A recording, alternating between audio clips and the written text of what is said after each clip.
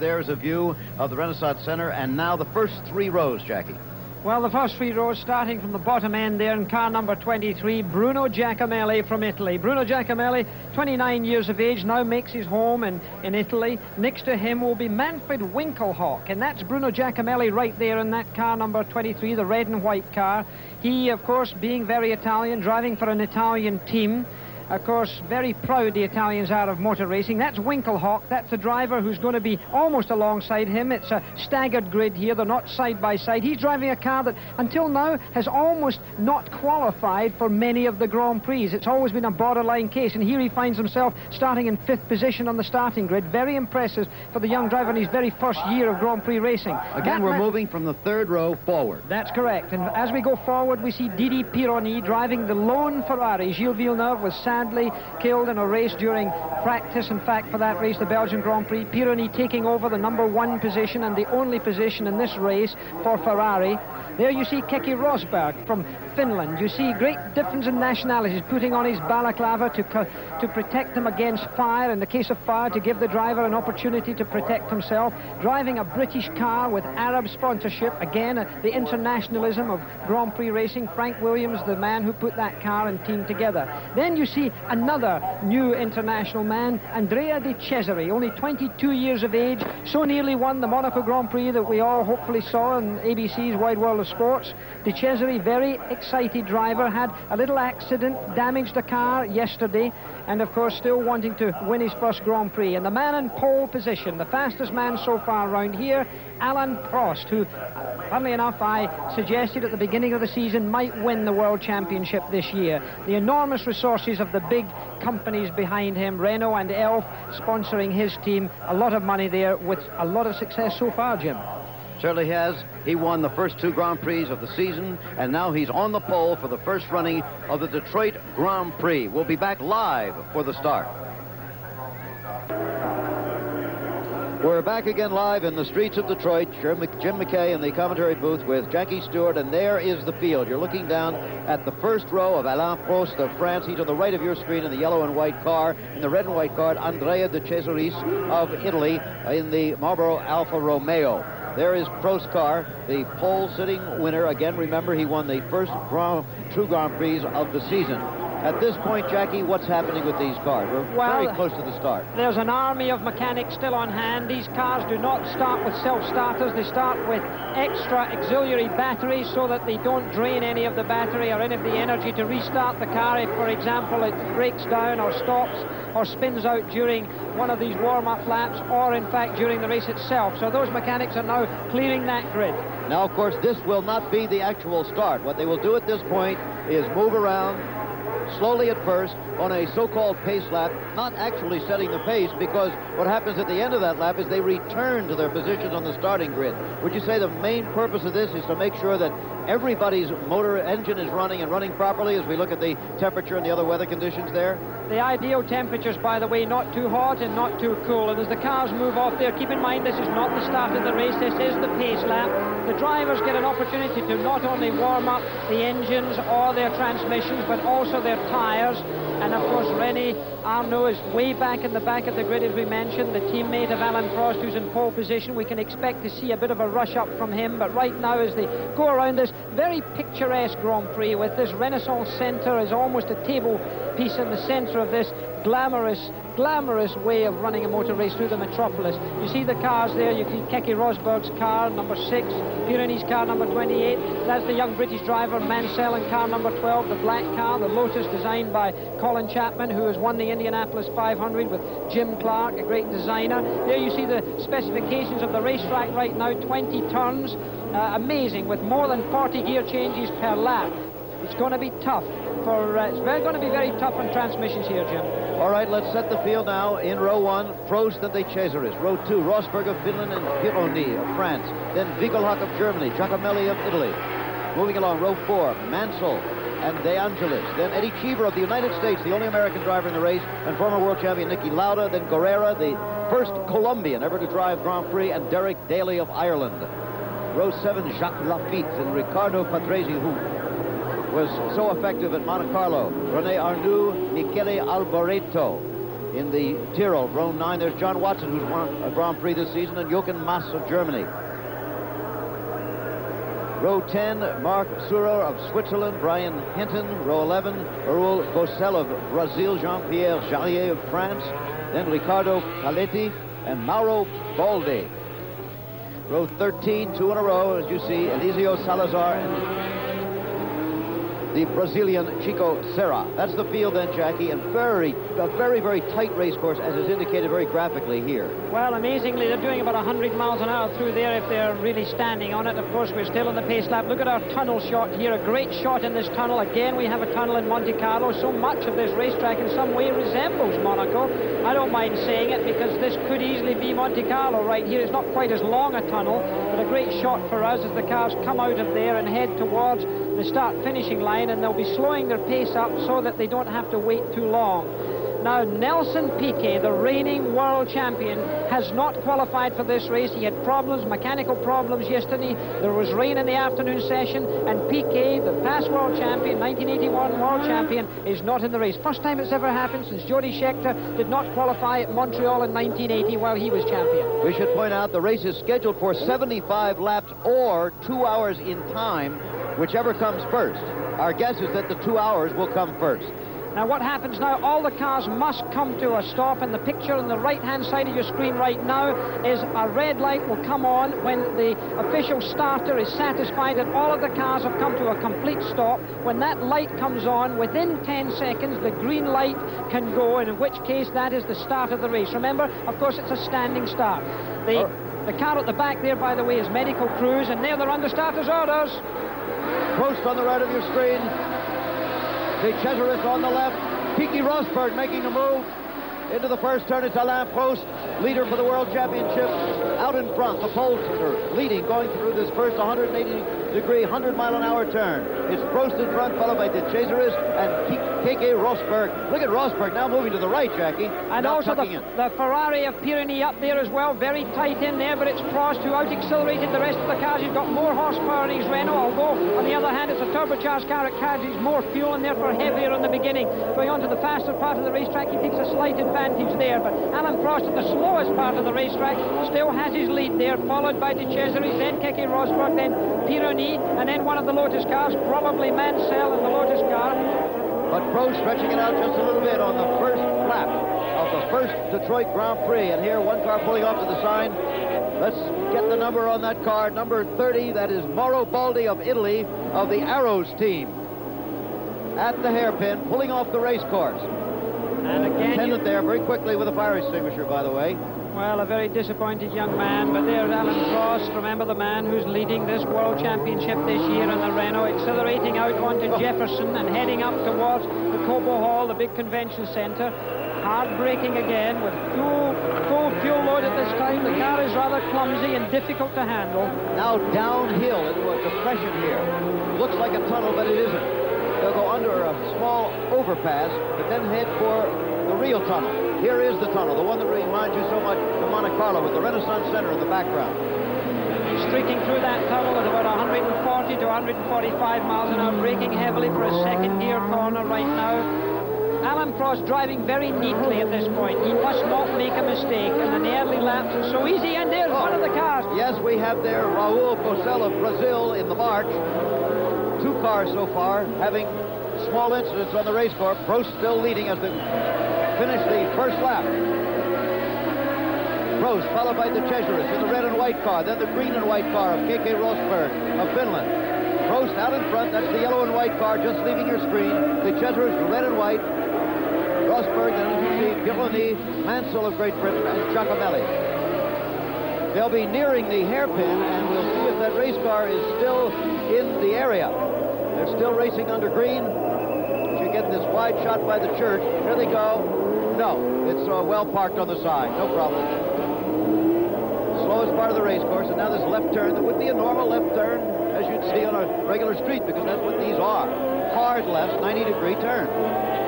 Well, the car that's leading there, and there's an oil flag out. I see one of the marshals holding a yellow and red stripe flag out there to demonstrate that there may be oil on the racetrack. It may be slippery, so the drivers will take another line. This information tremendously important to the race drivers to be kept informed.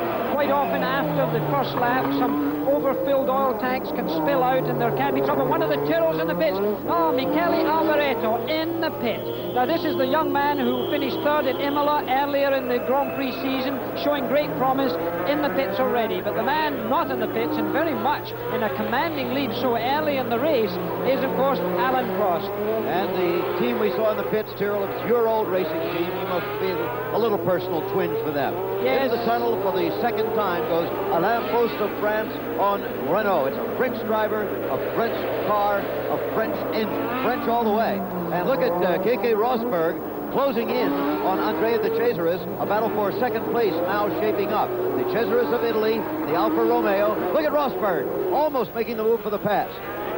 Well, he's really scratching to get round there. De Cesaris driving a 12-cylinder car, the Alfa Romeo engine car, a little more flexible in its engine power. But and we have Jochen Mass. It looks like the German. No, it's one of the ATS cars. It's Winkelhoff. That's Winkelhoff, who started well up, who started on the third row, the young West German, who surprisingly qualified so well, but he's out of it now. Manfred Winkelhoff of West Germany on the ATS team. And here we still have Keke Rosberg pursuing De Cesaris of Italy. Rosberg of Finland in that green and white car of the Williams team, which, as you pointed out, is really international, Jackie. It has Arab sponsorship, Saudi Arabia, English car, Finnish driver. And also, ironic, they had a great dice together, a great battle in Monte Carlo. Again, 22 years of age, the young man in the red and white car, and the man behind him in the green and white car is 33 years of age. And there you see the order as we have it just now, live here from Detroit. The car number 6, the white car you see, is the car of Keke Rosberg. This is the lead car, of course, of Alain Prost. Tremendously young and talented driver. Very impressive. Jackie, where can Rosberg pass? Where's the spot to do it? Under braking. He will wait to see De Cesaris make a slight error, and you can see how much of the road they use there coming on to Jefferson. Right there, Keke Rosberg has no reason to go out around there. He's probably trying to miss the manhole covers because we're running through the streets here, and he wants to save his suspension and his transmission. And the more you miss in the way of bumps, the kinder you are to your car, because these cars literally have no suspension left. They have a thing called ground effect, which makes the car really stick to the road, but it works best when there's little or no suspension movement. The same ground effect that we had at Indianapolis, but they're allowed to have a stronger ground effect, are they not, in Grand Prix racing? They are indeed, and it was here that it was developed, and Rosberg trying to get a pass, and he's done it. Keke Rosberg of Finland passing Andrea De Cesaris of Italy for second place in the race. It looks to me like De Cesaris is in trouble. He's gone into the pits. De Cesaris has gone into the pits. That was the final corner in that lap, so Andrea De Cesaris has had a problem in his Alfa Romeo. They have been unreliable, and you see him in the pits right now. They have not been too good this year so far. He's getting out of the car. It looks to me like he's trying to unbuckle his seatbelt. It looks more than just a problem of perhaps a tire going down or a minor problem. They're chatting too long.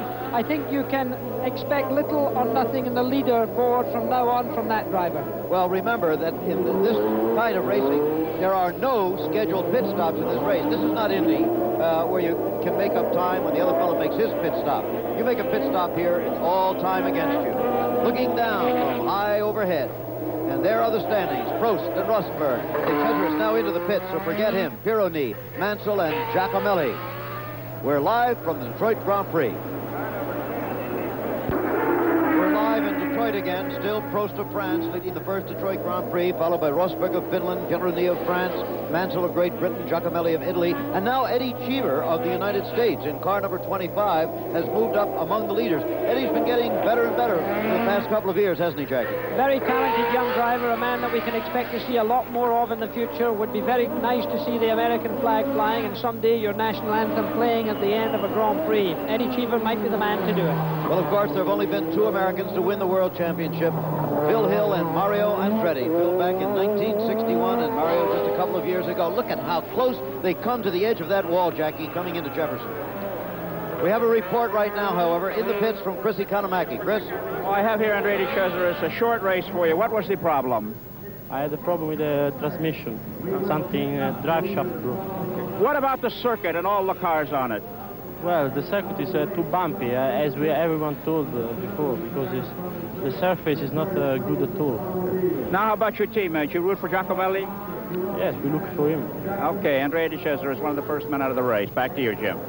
Okay, a disappointed driver, particularly disappointed because he's so young. It hasn't happened to him that often yet. Alain Prost of France still leading the race in car number 15, the yellow and white car at age 27. Remember, he won the first 2 Grand Prix of this year. Then he had a 21st at Long Beach, 10th at San Marino, 12th at Belgium, 7th at Monte Carlo. So he hasn't had a really good result for quite a while. Well, of course, the man who's leading the race right now is Alain Prost, because Alain had that dramatic accident so close to the end of the Monaco Grand Prix. He was all set up to win the race, came out of the chicane, drove into the barrier at incredible speed and had himself, in fact, an injury to his ankle, which looked quite nasty and I know concerned him very heavily about the remainder of the season. Luckily, he was able to recover from that. There he is, still leading the race. As a matter of fact, Jackie, you had a conversation with him that related to that a little bit earlier. Jackie Stewart talking with race leader Alain Prost about that injury problem. How is your foot after the Grand Prix of Monaco? I was very bad last week, and I didn't know if I was able to race here. I think it will be difficult to race for me because it's a very bumpy track, and for my foot it's not the best track for driving. But it's getting better and better, and I think for Sunday it should be okay. Well, he has to go 2 long hours out on this race course in pretty hot weather inside the cockpit. 2 drivers in a row, Jackie, have mentioned the bumpiness of this track, and it does seem to me you can see the wing going up and down at times. What's your opinion about that? You said you think it's a good race course. Well, you know, the racetrack itself, in my opinion, and there's Winkelhock, by the way, while we just, for a moment, Winkelhock, in fact, chatting to one of the German journalists, obviously Germany. The great thing about the internationalism of motor racing, all the journalists come from all around the world, but to get back to that problem, it's a question of the surface of the racetrack vis-a-vis these motor cars. There's literally no suspension on those cars left, which I believe is wrong. If you were running any other kind of race car on this surface, the surface would almost be billiard table-like. But Grand Prix cars now have removed the suspension to try and effect this ground effect adhesion. And quite frankly, I think it's the cars that are out of sync rather than the road surface itself. That, of course, is a personal view by me. I think many of the racetracks in the world are constantly being criticized for being bumpy. It's the first time out here in Detroit, and of course things like manhole covers certainly add to the aggravation. Okay. It's still Prost of France leading in the first Detroit Grand Prix. All right, let's try to pick up a battle here. Whoops, out of the race car. That's car number 2, Riccardo Patrese of Italy. The man who won the Monaco Grand Prix, he's perfectly all right, you can see. He's jumping well away from his race car and getting behind the barriers, and he's come in contact. Yeah, he's got the Colombian there, the first Colombian ever to race in Grand Prix, Roberto Guerrero, in the Ensign car. Well, the two of them obviously have come together. He's all right, too. They're perfectly safe. The drivers are fine. They've dismantled a few of the tires here that are used to slow the cars down more progressively. Steam rising from, obviously, the Ford-engine Brabham there. There's a little fire in the back. There's no fireman there. They don't see it from the blind side. They'll get somebody on it right now, I'm sure. Firemen coming. Yeah, here right comes the extinguisher. They're going to handle this. An oil fire, in fact. You can see it there. The race, however, continues on. This is not Indianapolis car racing. This is Formula One Grand Prix, unless the incident blocked. Well, wait a minute. We've got a red flag now. We've got a red flag, Jackie. They're going to stop the race. The red flag has shown, in fact. That is an amazing thing. Yeah. It's not unusual. It's very unusual to see a red flag now being pulled for a motor race of this kind. They're going to show the red flag. The cars will come past the start-finishing line, and then there will be shown a black flag around the racetrack to be sure that the rescue crews can reach this damaged car. We've only been 13 minutes and 28 seconds into this race here, live in Detroit. It could make for a rather confusing visual situation, Jackie, because, as you know, what they're going to do is return to the starting grid. This is what we have been told. And go on the starting grid in the order of the standings right now, but the separation in time will not be there. So conceivably, we could see a car that appears to be leading the race that's actually a number of seconds behind. We can keep you at home up to date on who's leading, but it may not appear that he's leading in the race. Well, there will be a restart. Well, there you see the standings at the moment as we've got a red flag, something you don't see too often in Grand Prix racing except for major emergencies, but it has happened, so stand by.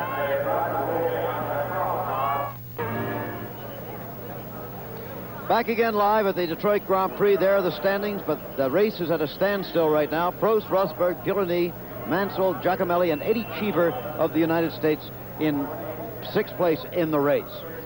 So, kind of unusual, and what I would like to know, the information we have not been able to get yet, Jackie, is why would they get a red flag in a Formula One race if that's the only incident out there? It's the only one our cameras have been able to find. The car was off to the side of the road. There was a small fire. It looked like they'd have it out any moment, which I believe they have. They may well have thought, Jim, that the rescue crews, in fact, were in potential danger, and therefore, for that reason, they would stop the race rather than risk some of their corner marshals being involved with other cars. With the smoke around, perhaps visibility wasn't so good, and I suppose just in the interest of safety, they've decided to do it. It is, in fact, a very unusual occurrence. I haven't seen one of those for a very long time. We had it in Montreal a few years back when there was a blockage of the racetrack on the first corner immediately after the start. But I think here they were looking at their very first Grand Prix, and I suppose they wanted to be safer than sure. Yeah, well, maybe that's the better course. Oh, I think so. I don't think there's any doubt about that at all.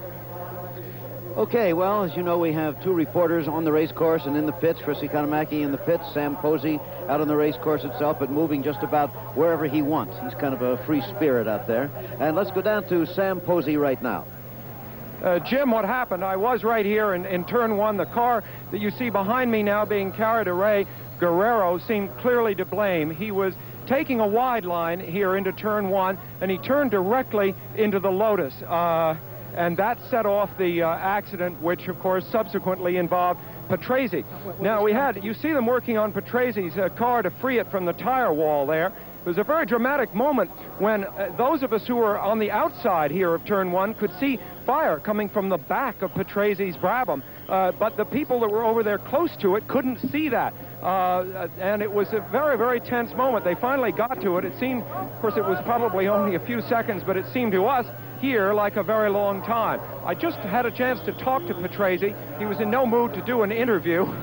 I must say I find some of the Europeans very short-fused about this kind of thing, having just been at Indianapolis. But Patrese was shaking his head, and he just walked on. I think that, of course, he's the man that won Monaco, the most recent GP, and he suddenly was having a resurgence and a real chance in the World Championship, so I guess I can understand his disappointment. It all happened very quickly down here, and fortunately, at least as it looks at the moment, nobody was hurt. Back up to you, Jim. Okay, Sam, thanks very much. Of course, there were some fuses at Indy last week that weren't all that long after the accident before the start of the race. Now, Chris Economaki is down, I believe, with the race leader, Alain Prost. Chris? Yes, Alain, I saw it when you stopped the brakes of smoking. What kind of condition is your car now? I think the car is nearly perfect. The handling is very good. The engine is running very good, but my problem is the brakes. The brakes? 4 or 5 laps, brakes are not so good, and the smoke is not a problem, but brakes are going very hot. You know? You see Rosberg in your mirror? No, but I knew that he was about 3 seconds behind me, and it's difficult to lead the race, because if I have some trouble on brakes on this kind of track, it will be very difficult. You broke a toe in Monte Carlo. How is your foot and your toe now today? It's not too bad, but it's not perfect. The problem is to do 70 laps here. It's very difficult for me, because when I brake, it's a bit painful on my foot. So it depends on if the race is very hard or not, and if I have some brakes or not, because if the pedal is too long, I have a big problem to brake. But you're still smiling, and good luck to you, Alain. Back to you, Jim McKay. Okay, we want to reiterate the situation for you and set it once again. Now, if you are a little bit confused, don't worry about it, because even Prost there didn't have the number of laps correctly. As of yesterday, they said it was a 70-lap race, or 2 hours in running time, whichever comes first. This morning, they changed it to 75 laps, or 2 hours, whichever comes first. It seems certain that they will not run either 70 or 75 laps in 2 hours here. So it's going to be a 2-hour race of running time. But let's do this restart business once again. You tell me if I'm right, that they have stopped the race, they have red flagged it. When they start it again, they'll be in the order of standings that they were when the red flag came out. But then it's on a total time basis. It's not like closing up under a restart in NASCAR or Indianapolis. It's going to be a bit confusing. It'll be a restart in the position that the cars crossed the finishing line the lap before the red flag was shown, so that nobody could take advantage in the last few hundred yards. So yes, they will restart. They'll start in the positions that the cars crossed that line the lap before, so you'll get, in other words, Eddie Cheever will be in 6th position of the starting grid, unlike what he was in the original position, because that, as you may remember, was, I believe, held by Jack O'Malley. So therefore, the whole grid has changed, but we will see another start. The start procedure will be exactly the same. Once again, a standing start, as it always is in Grand Prix racing. However, the first car across the finish line at the finish will not necessarily be the winner, because the time will be added together. They don't do that in American racing. It'll be total running time for each car that counts. A little more news in the pits from Chrissy Katamaki with KK Rosberg. KK, you were doing extremely well. Are there any places on the circuit where your car is better than Prost Renault? Everywhere. You sound like a car salesman. Seriously, where is the best place on the circuit for you? I don't know. There isn't one particular place on the track. I think I was just a marginal quicker everywhere, and I know that he's on different tires than I am, so, and he's got a turbo, it suffers from brakes, so by pushing him hard we'll be all right, no problem. Okay, what about the surface of the bumps? Are they more difficult for you, or the same for Prost and you? They're the same for everybody, you know. Everybody has a head on the shoulders, and that's where it hurts. You have a confident feel to yourself. You think you'll win today, KK? Yes, I will. There you go. KK Rosberg, a confident man waiting for the restart. Back to you, Jim. He's good everywhere on the course and better than anybody else, and yes, I will. I will win. Look at the shot from the Goodyear blimp high overhead down on the Renaissance Center. We're going to take a commercial break here. Going to go to a commercial in 5, 4, 3, 2, and you may go anytime you wish. Well, there are the cars slowly being reordered on the starting grid, waiting for a restart in the Detroit Grand Prix. It's not raining. There has not been a major accident. There was a rather small incident on the race course. The Cesaris of Italy's car was put out of the race by it. A fire started in the engine compartment after he had an incident with Guerrero of Colombia. And it's very unusual to see a Grand Prix race stopped under these circumstances if you've just joined us right now. But it has been stopped. It will be restarted, and the winner will be determined on a total time basis. Now, right now we've got this sheet, Jackie, and Prost is a matter of 3.2 seconds ahead of KK Rosberg of Finland, but on the restart there'll probably only be a fraction of a second behind, so we'll explain that more as we go along. Right now, I said at the beginning that they'll be going over manhole covers in this race and trolley car tracks and under traffic lights. Well, Sam Posey earlier did a little piece on the obstructions and different things on this track. The course may appear to be pretty smooth, but when you remember that these ground effect cars, in order to work properly, need incredibly stiff springs. The springs are 10 times stiffer than they are in a passenger car. It suddenly means that any irregularity at all in the track surface transmits a tremendous jarring effect to both the car and the driver. Now, I'm just at a point of the track a little bit after the hairpin at the intersection of Chrysler and Larned Streets, looking at a storm drain that happens to be right in the line where the cars are going to have to go. There's another storm drain just beyond me, also in the line. Now, going over these rough areas, a car will not lose its ground effect suction, but it will be thrown very sharply, and the driver will be a terrific shock to the driver's body, which will tire him considerably as the race goes on. Let's go on around the track and have another look at the rest of it. Further down Larned Avenue, the drivers will encounter a veritable minefield of these manhole covers with steam coming out of them. You'll be crossing this manhole cover at over 130 miles an hour. If you try to miss one, well, then there are others here on the same straightaway. Some of these bumps are severe enough to cause the bottom of the cars to scrape along the track, despite the stiffness of the car's suspension. Finally, here in front of Cobo Hall, these trolley tracks cross the course. Now, we've only seen a few of the many bumps around the track. And if you're only doing a few laps in a racing car, well, they're not too bad. But when you try to race for almost 2 hours they add immeasurably to the driver's fatigue. Well, again, while we have the chance to explain this situation, let me put it another way. When this race is restarted, let us suppose that Rosberg is in second place now, trailing by 3.2 seconds, passes Prost, who is the current leader. Well, let's say he takes a 3-second lead. If Rosberg takes a 3-second lead over Prost, he's still 0.2 of a second behind, because it's the total time added together that's going to determine the winner of this first Detroit Grand Prix. It's something different, as we said, for American racing.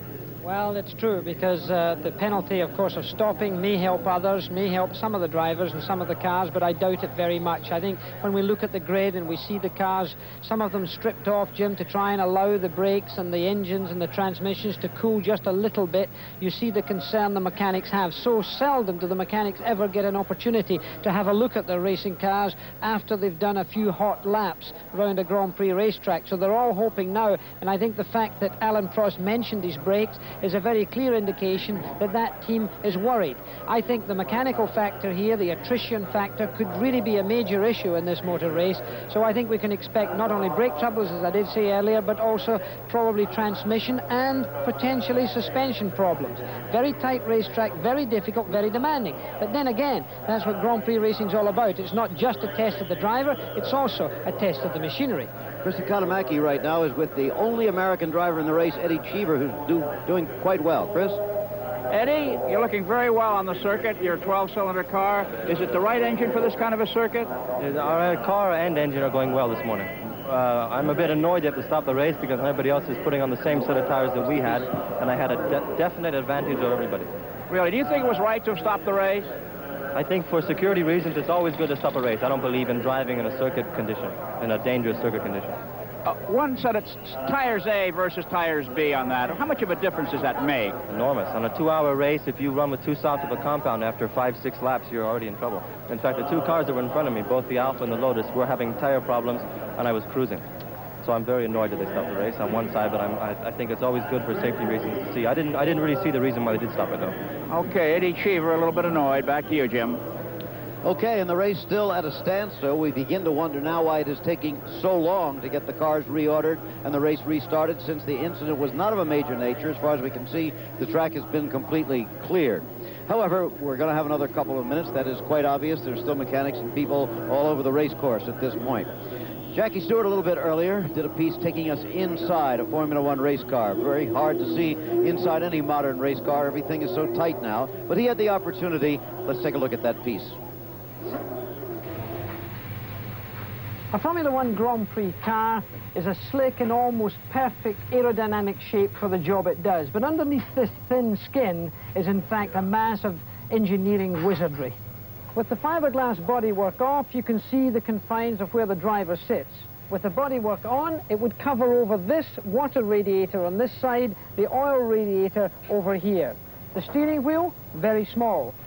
It's only 10.5 inches diameter, mildly padded and very thin, allows the driver to go from lock to lock and then go to full left lock, for example, to get round the tight hairpin. Not much to confuse the driver in this dashboard, only one gauge left, the rev counter up to 11,000 revs in this Ford Cosworth engine.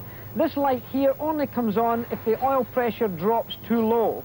On the right-hand side of the cockpit here, an adjustment for brake balance. If you want more brake on the rear, you do this. If you want more braking efficiency on the front, you turn it this way. Down here further on the right is the gear shift. 5 forward gears, 1 gear for reverse. On the left-hand side of the dashboard, this here is a self-starter. If the driver spins out on the racetrack, stalls his engine, he would pull that to restart it. Right here is the fire extinguisher switch. That sets off an extinguisher in the cockpit and also around the engine. The ignition switch, an electric fuel pump to start the engine up with.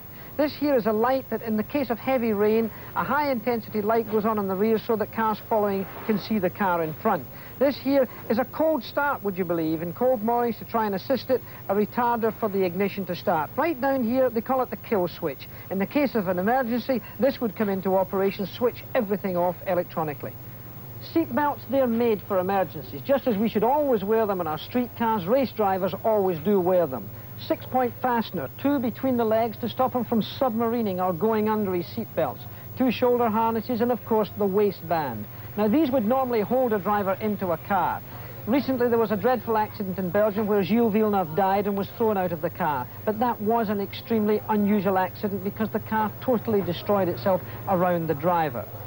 If an accident does occur and fire is involved, there is a medical air supply that plugs into the helmet of that driver. This is not oxygen because oxygen does burn. A driver can be trapped in a car for up to 1 minute while his rescuers try to get him out. Okay, Jackie Stewart earlier in the cockpit. There's the Renaissance Center once again. The view from the Goodyear Blimp Enterprise from Pompano Beach, Florida. There it is. Captained by Captain Mike Fitzpatrick from Newport, Rhode Island. Enterprise, Goodyear's newest blimp, by the way. One of only 4 blimps in the world. My goodness, I can remember way back in World War II, and the U.S. Navy used to have a whole fleet of blimps that would patrol Jackie out in front doing anti-submarine patrol. But now it's down to 4. And here are the standings. In the first Detroit Grand Prix, Alain Prost of France, then Keke Rosberg of Finland, Didier Pironi of France, Nigel Mansell of Great Britain, Giacomelli of Italy, there you saw the other one, Niki Lauda of Austria, Lafitte, Daly of Ireland, Arnoux of France, De Angelis of Italy, Jochen Mass of West Germany. The standings 7th through 12th place there. Again, we're going to take a commercial break and return to the streets of Detroit. Well, here we are. Detroit, Michigan is the scene. There you see the Detroit River behind the superimposition. Boats out for a Sunday afternoon cruise have stopped, all of them trying to get some kind of a look at the world's first Detroit Grand Prix motor race. Well, we'd like to be watching it now, too, but there's been a very unusual circumstance.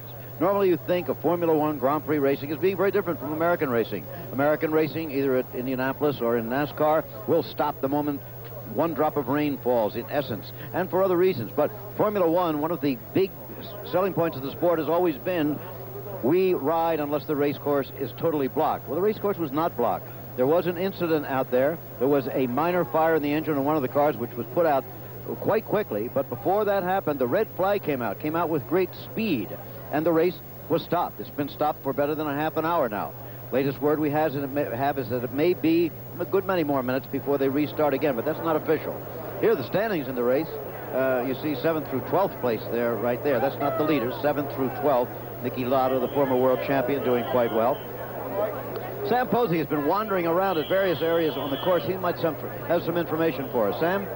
Well, Jim, you know, it just seems interesting to me that we've been talking here about an enormously sophisticated sport. Jackie mentioned this at the beginning. These cars are probably the most expensive automobiles in the world. And yet, what happens when an accident occurs?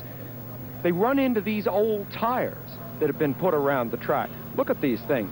The tread is all worn away. They're complete junkers. This seems like the total contrast to the sophistication of the racing cars. And yet, these tire walls, as they're called, tire barriers, are some of the most effective ways known to man to arrest a car that's out of control. Not only the this simple method of strapping them together with a nylon strap keeps them from exploding apart and rolling all over the racetrack. It's kind of a small thing, and it's fairly new, curiously, in the world of Grand Prix, only the last 4 or 5 years. And if you're thinking, well, maybe we should have something like this at Indianapolis, it doesn't really work except in slow turns. If you careened into this at a very high speed, the tires would go all over the place. If you think back to Gordon Smiley's crash at Indianapolis, it really wouldn't work there. But it's ideal for city courses like this, and this accident we had this afternoon would have extensively damaged all 3 cars that were involved without these tires. As it was, they were hardly hurt at all, which I think, Jim, is good news. Practice makes perfect, maybe even in the safety area. Sam, can you hear me? Yes, I can. You were down there. You saw the incident occur. Would you have red flagged it? Well, I like what Eddie Cheever said, Jim. Why take a chance? Everything is new here.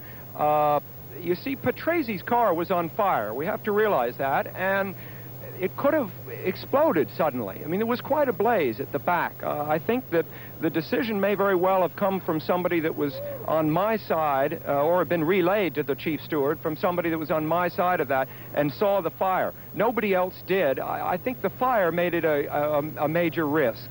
Actually, as for whether the track was blocked, no, it really wasn't. There was plenty of room to race by. The incident was all on the outside of the track. You can see there the the whiteness where Patrese went in. The other cars were beyond that, well out of the line. Okay, thanks very much, Sam Posey, out there on the race course as we continue to come to you live from the streets of Detroit. Now, again, maybe you joined us thinking, well, I'm going to watch the second hour of the Detroit Grand Prix. If you have just joined us by any chance, the race has been stopped. It's been stopped for a good long while now. It appears that it may be, I don't know, another 10 or 15 minutes perhaps before they restart the race. They only did 6 laps. Prost of France is leading, and Rosberg of Finland is in second place. When they resume, they'll start in their order of position in the race on a starting grid, but we'll fill you in on that. We're going back to New York right now. We'll return later. Live in Detroit. Still no racing going on. You may hear the sound of racing engines, but they're warming them up. They've been doing minor repairs to the cars. What are they allowed to do at this point? There's a car on the race course, for example.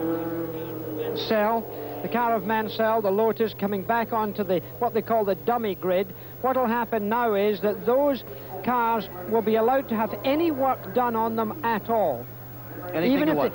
even if they had time to change an engine, Jim, which they don't, but they could have done. They can change the skirts of the aerodynamic assistance. They can change tires. They can fill it up with gas. They can do anything at all. Of course, the cars that are already out of the race, such as Patrese's car and Guerra's car that were involved in the little incident that stopped the race. And incidentally, I've just had the message on, I spoke to Patrese when I went out onto the starting grid there. What occurred was Guerra spun. John Watson, who was behind him in the McLaren, had to brake very, very heavily, and Patrese, to avoid hitting Watson, got it into the marbles or out onto the loose stuff, lost control, spun off and hit the wall. So that was the reason for the problem of taking out Patrese, who, as you may remember, won the Grand Prix of Monaco, seen, of course, in ABC's Wide World of Sports. So now the cars are being serviced by the mechanics. They can do anything they like to them, as I said. A lot of them have taken... But if they could fix Patrese's car, could it go back in the race? No. He is officially out of the race. He's finished. He cannot come back in because the red flag did not go out until they passed the start-finishing line. So he is officially out of the race. You have complicated rules in Formula One, Jackie. Well, I thought it was a simple sport. It's for simple men, but it's not a simple sport. No, but nowadays, now the mechanics are really working hard on the cars, trying to get the temperatures down, of course, topping them up with fuel, trying to get... They can change tires as well, so therefore any tire temperature that was affected before, if the driver felt that his tires were not behaving correctly, they can, of course, change them. The bodywork in the Tag Williams cars, for instance, were all taken off so that the cars could breathe more easily, the water coolers could cool more quickly, etc. Okay, only 6 laps have gone by, another scheduled 69, but it'll really be a 2-hour total time race. Well, let's see, they're going to start in a matter of minutes now, about 12, 13 minutes. Why don't we take a break and then return to Detroit? Okay, back again live in Detroit. Jim McKay with Jackie Stewart here. The race has still not been restarted. The first information from the stewards was that they'd restart about 3:20 Eastern time, then 3:25, then 3:30, and now saying the last word we have from them is 3:25. As you can imagine, all sorts of furious rearrangements going on. As they said, once again, 3:35, the most recent figure they gave us. Standings in the race, of course, remaining the same as you see. There will be a restart in the order in which they were placed in the race at the time the red flag went out after a comparatively minor incident. So we're going to take one more break, then come back, and I think they'll be started fairly soon. Back again in Detroit, where the latest word is now, I believe I just heard them say 5 minutes they're talking about for the restart of the race. As you look from high overhead, and now you're back in the commentary position with Jackie Stewart and me. So the incident was right down here shortly after the first turn, Jackie. Everybody now trying to get revved up again for the race, having tried to redo their travel arrangements and things. Nobody more anxious to get back home again, by the way, than our man Sam Posey, whose wife Ellen had their first child at about 3:30 Friday afternoon, and he's just waiting to get home. John Jameson Posey, welcome to the world. However, why don't we take another look at this race course, Jackie? You explained it to us once before. Now with the point of view of what has happened and transpired in the race to this point, why don't we look at it once more again? A point of view, subjective view of the course in Detroit. Well, the car we're in fact going to be looking at, and there you see the graphic of the Grand Prix of Detroit. I remind you, it's a 2.5-mile racetrack with 20 corners around it. Very tough on the driver, very tough on the car. And in fact, the car that we're sitting in right now with our camera, so to speak, is the car of Alan Prost, who not only is leading the World Championship, but leading this very race, so it's very apt. And it's just at this corner, in fact, that the incident occurred. Guerrero spun, and John Watson braked very hard, and Patrese went into him right about here, in fact. So Alan Prost's car being driven now and accelerating hard with about 600 horsepower. Now, this was a warm-up lap for Alan Prost, so you're hearing engine sounds that you would not normally hear. We raced towards this beautiful Renaissance Centre, then turn right and go uphill a little bit, and this is where road racing is so different from the ovals of the stock cars or Indianapolis, and around these right-hand bends as well as left-hand bends, and seldom do you have a church in the approach to one of your corners. It was in the corner coming up now that the first lap incident occurred, where one of the drivers went straight on there. So it's a very slow corner, about 30 miles an hour here, so no damage was done. They accelerate along to Congress, and again, the sort of between 500 and 600 brake horsepower really come into play, and you can almost burn rubber as you accelerate along this straight stretch to about 140, brake hard through this left-hand bend, and it's on those hard braking sections that the brakes really get hot and can potentially cause a problem, particularly to the Alan Prost Renault car, because it has to carry more fuel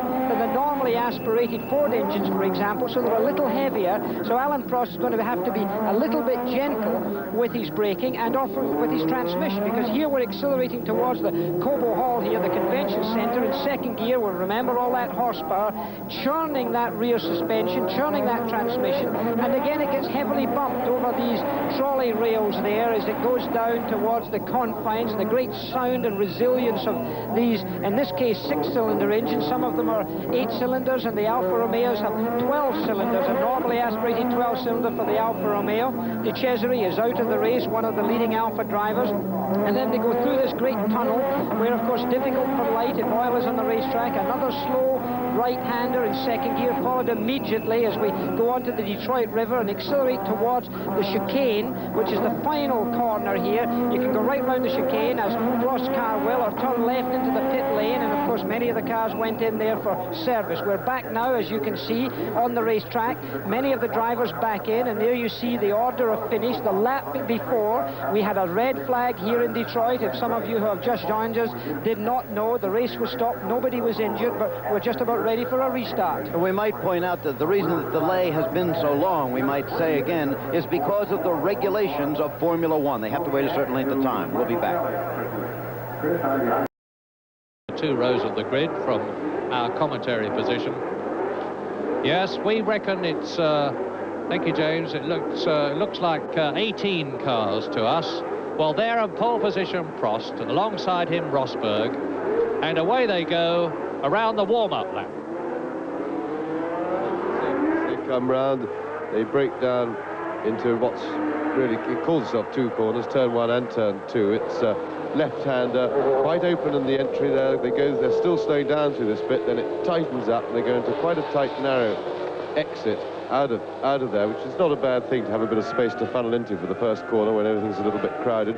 Accelerating away down the straight into turn 3, which is a right-angle right-hander. The circuit is characterized by an awful lot of very straightforward right angles, very slow, track very narrow, you see there, narrower than most street circuits even, and it's very much squirt it, stop it, turn it and squirt it again operation for drivers here. Here they come down to one of the really tight first gear hairpins, immediately turning right out of it. We're now moving on to turn 7, the left-hander again, another right angle. See, at least the track opens out a little there, they're going a little bit quicker.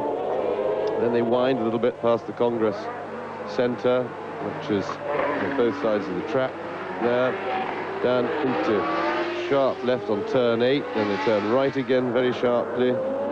Second gear stuff. The second gear, of course, will take a terrible bashing in the gearbox, being constantly beaten in and out, and all that load going through using a low second gear that'll be for the tight circuit. Transmissions will be at a premium. We've already seen drive shaft go on to Cesare's car, and I should think we'll probably see a few more transmissions fail to take the distance. Now they're coming down one of the longer straights on the circuit to turn 12. They go through there, left hand. Then they turn left-handed again through turn 13, similar corner. Winding around again, where they're just about to come out onto the riverfront. There they go, through turn 15, out onto the riverfront, into the tunnel. They're now headed back towards the pits, but they've got a couple of little hiccups, little slow hiccups on the way. So as you can see, a very busy circuit indeed for the drivers. Not really any serious amount of rest. Very hard on the machinery because it's all stop, start, squirt stuff, but not quite as hard on the driver as some circuits because we haven't got the long radius sweeping curves where the cars can really build up the big G. They won't be putting quite such big G forces here, but at the same time the drivers are going to be pretty tired because they're up and down through the gearbox all the time. Concentration, as usual in the street circuit, at an absolute premium when you're surrounded by a tunnel of walls where 1 foot wrong, off comes the corner of the car, and three-wheelers don't win Grand Prix. Right, thanks, James. Now, I remind you, everybody, watch the car on the left, the white and green Williams of Keke Rosberg. The first turn and the approach to it is absolutely critical to him. There is the pole position man, Alain Prost, who was leading part 1 when it was stopped on lap 7. And Keke Rosberg with his 3-litre engine, watch the lights as ever. The only circuit in the world where normal traffic can go through as the race is running.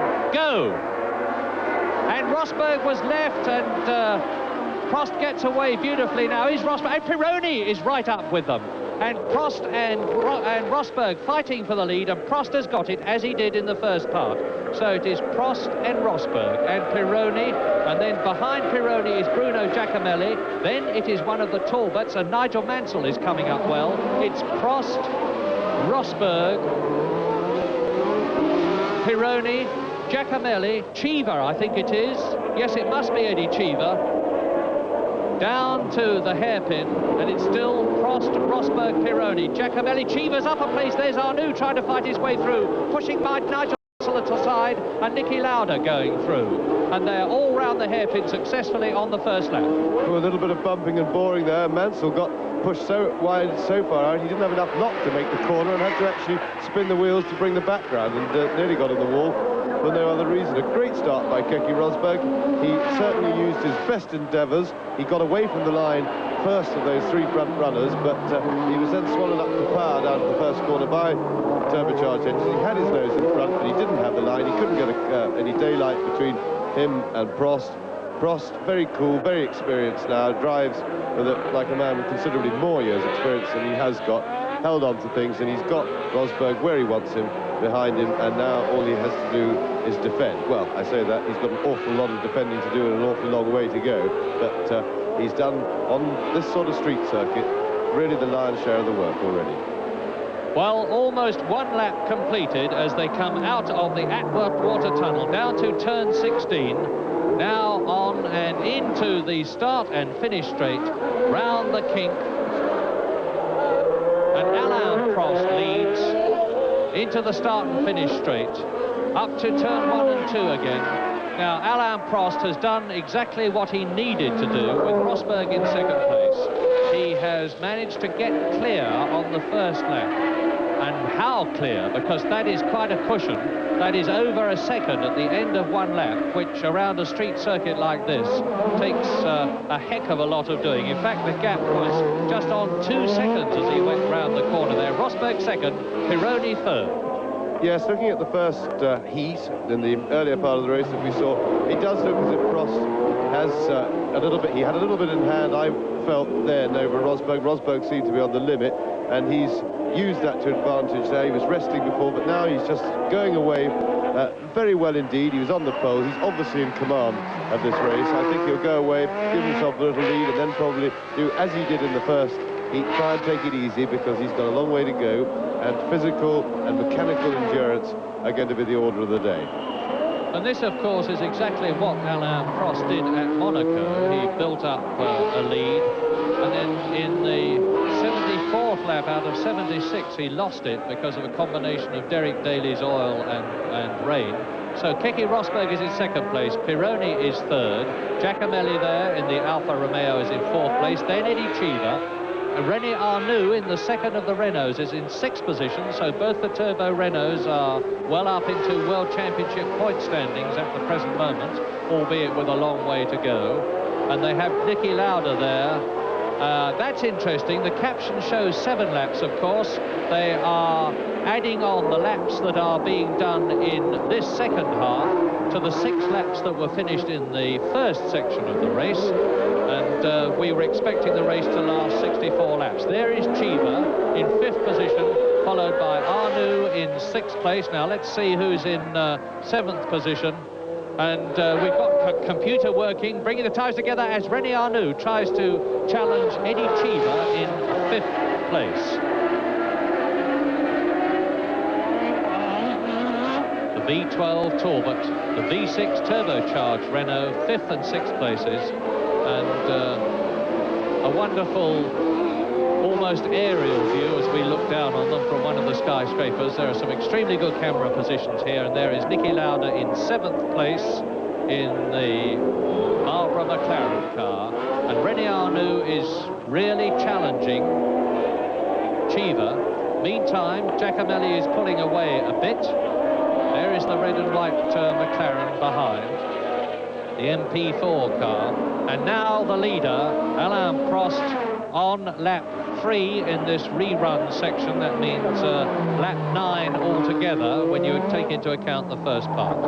We'll give you a time difference on Alain Prost as he goes past us. But at the moment, the gap is some 2.84 seconds, and the gap between Keke Rosberg and Didier Pironi is 1.6 seconds. So there's about 4 seconds separating the first and third men. Into the tunnel for the 3rd time in this restarted race. And Alain Prost is showing all his class, and he really does deserve a win. He has had another win, I should say, because after all, he has 5 wins already in the last 2 years, 2 this year, 3 last year. Another lap completed. Prost, and he's easing out all the time the gap between himself and Keke Rosberg. Keke Rosberg must be getting very bored with 2nd position. He's had it for so long in so many races this year. By the way, Eliseo Salazar, the Chilean driver, actually started the race, hit one of the barriers, a glancing blow on the first lap, and rejoined. He's gone into the pits in our sight, as has Michele Alboreto, the Tyrrell driver who has driven so well this year and had bad luck at Monaco. Michele Alboreto, who's in 7th position in the World Championship. There is Prost. This is lap 4. And when I give you lap numbers, it is for the 2nd part of the race. Remember, 6 others in the first part. Well, looking at the way Prost's driving at the moment, it looks horribly like a Prost benefit to me. I think I get the feeling he's already eased up a little and is not going absolutely flat out. He's driving a conservative type race, conserving himself in his car, and it must be very depressing for Keke Rosberg following behind, having this constant view of Prost's rather unattractive exhaust pipe. At least it's unattractive to you when you're chasing it and trying to get past it.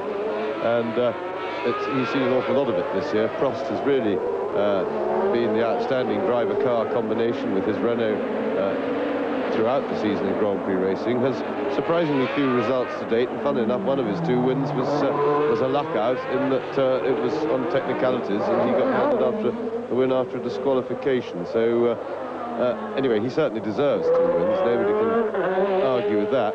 But as I say, he's boring us all a bit by being too dominant of this race, and it's a pity because it doesn't look as if Rosberg's going to get back on terms and give him a straight fight.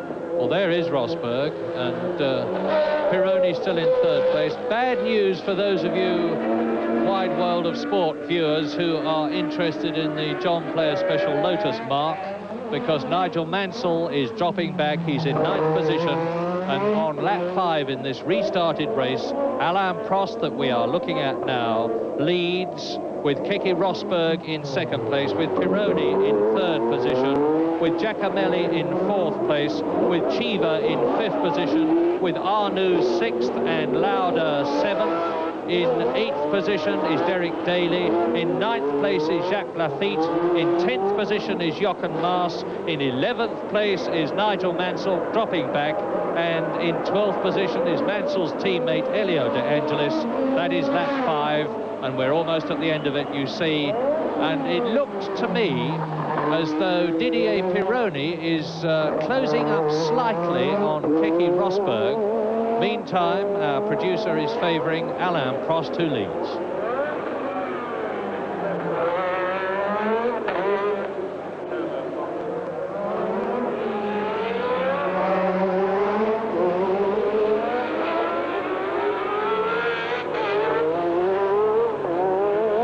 Into the tunnel for the 5th time, Alain Prost. Out of it. Down to turn 17. The right-hander, out of it. Now up to the kink, which is turn 18, the left, right, left, left, right, left, and out of it. Past the pits complex to complete lap 5. Alain Prost leads. There is Rosberg in the background. There is Pironi, there is Giacomelli. So it's Rosberg 2nd, Pironi 3rd. In the red and white car is Bruno Giacomelli. Then in the Talbot, Eddie Cheever. Now René Arnoux. And behind René Arnoux is Niki Lauda in the Marlboro McLaren car in 7th position, chased by Derek Daly. There is Cheever, that is.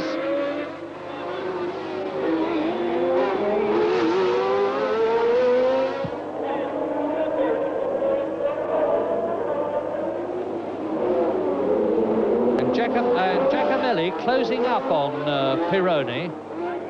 Pironi has less of an advantage on this circuit against the Alfa Romeo than he would have on a fast circuit because the Alfa Romeo is very quick indeed and has got extremely good low-speed torque, the V12 engine. And Giacomelli is another driver like Alain Prost, who is very much after a win.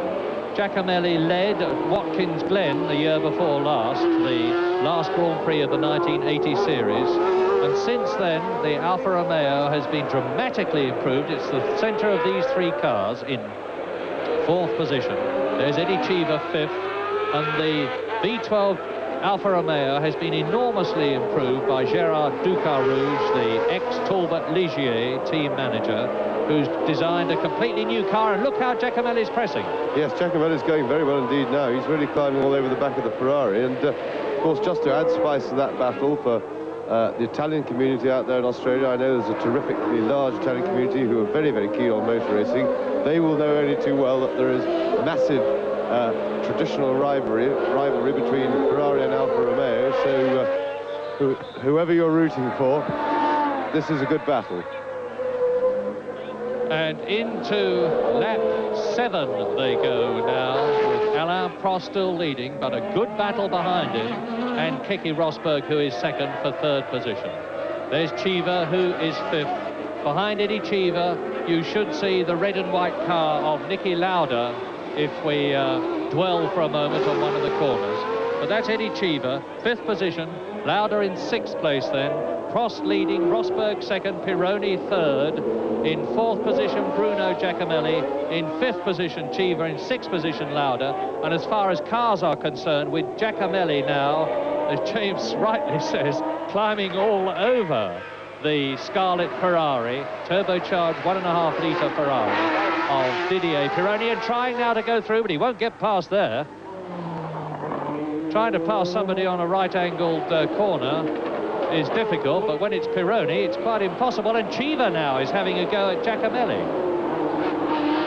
Yes, a wonderful demonstration of the power of the Ferrari. They climb all over him in the corners, closing right up against Giacomelli. Now you watch that lead stretch away. Ferrari just has a huge amount of power. The turbocharged engine there, I would say, is a good bit more powerful than the Renault's, but the Renault's got a much better chassis. Here they are, climbing all over each other, and there's this Cheever climbing in all over the back just to add spice to the thing.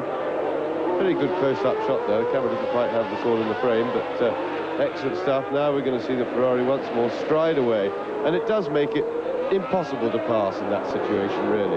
You can see that he's pulling anything up to 6 or 7 lengths on any sizable straight, and you can't pass from that far back. You've got to have your nose alongside at least to have a stab, especially against the driver of Pironi's experience.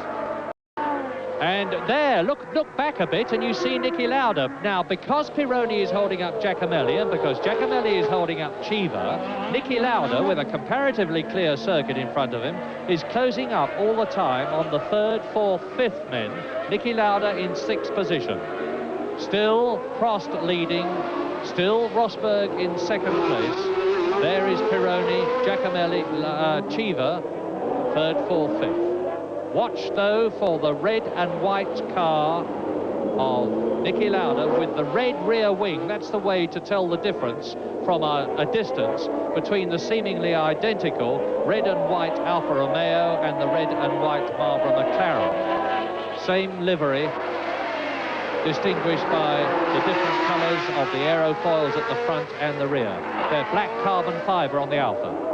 Another problem, of course, that the drivers suffer from, there's Cheever having a little look, but not really there. Another problem the drivers suffer from on a circuit like this is when trying to overtake, they've got a very, very restricted visibility because their heads are only about the height of the wall, so they can't see over the wall or see anything there.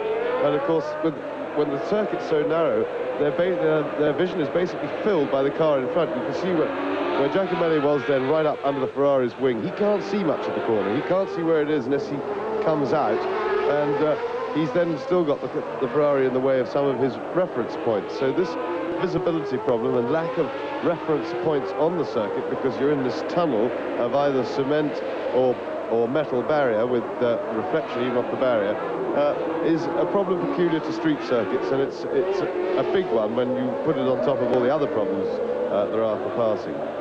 Well, now, our American producer is very sensibly staying with the most exciting battle in the whole race, and with Prost leading and Rosberg on his own in 2nd place, Niki Lauda in 6th place.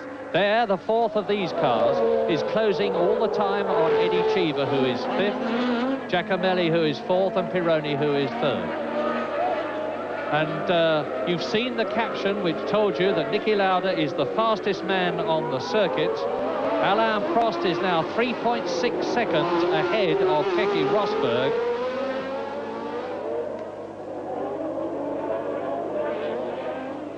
Pironi, Giacomelli, Lafitte, Lauda, Cheever, Lauda. And the gap between Cheever and Lauda is 1.03 seconds.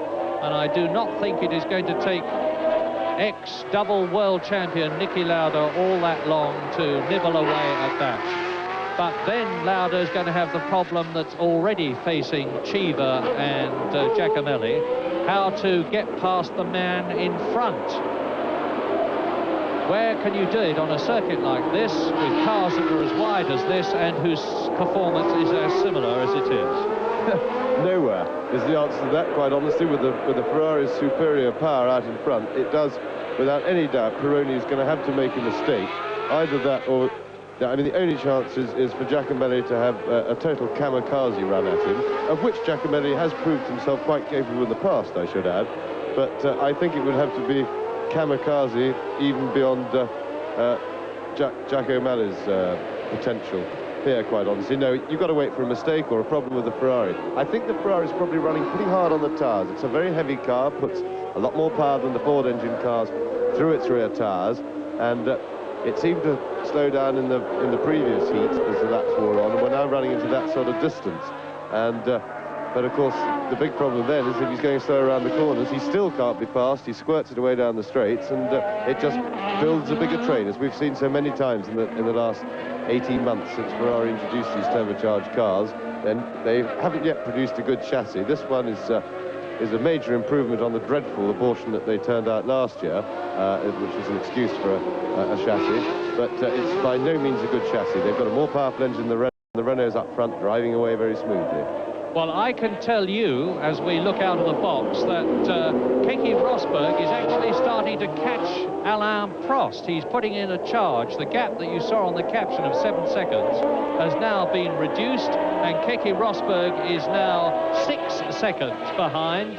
So he's gained a second and a half on the race leader. but even if he gets on Prost's tail, as you can see from what Pironi and Giacomelli and Cheever and Lauda are doing, Prost has only got to hold his racing line confidently, and he is now more than experienced and competent enough to do that, to make it virtually impossible for Rosberg to get past. So we are now watching a race where a lot of drivers are trying to pressure a driver or drivers in front of them to make a mistake in the knowledge that there's no other way they're going to get past.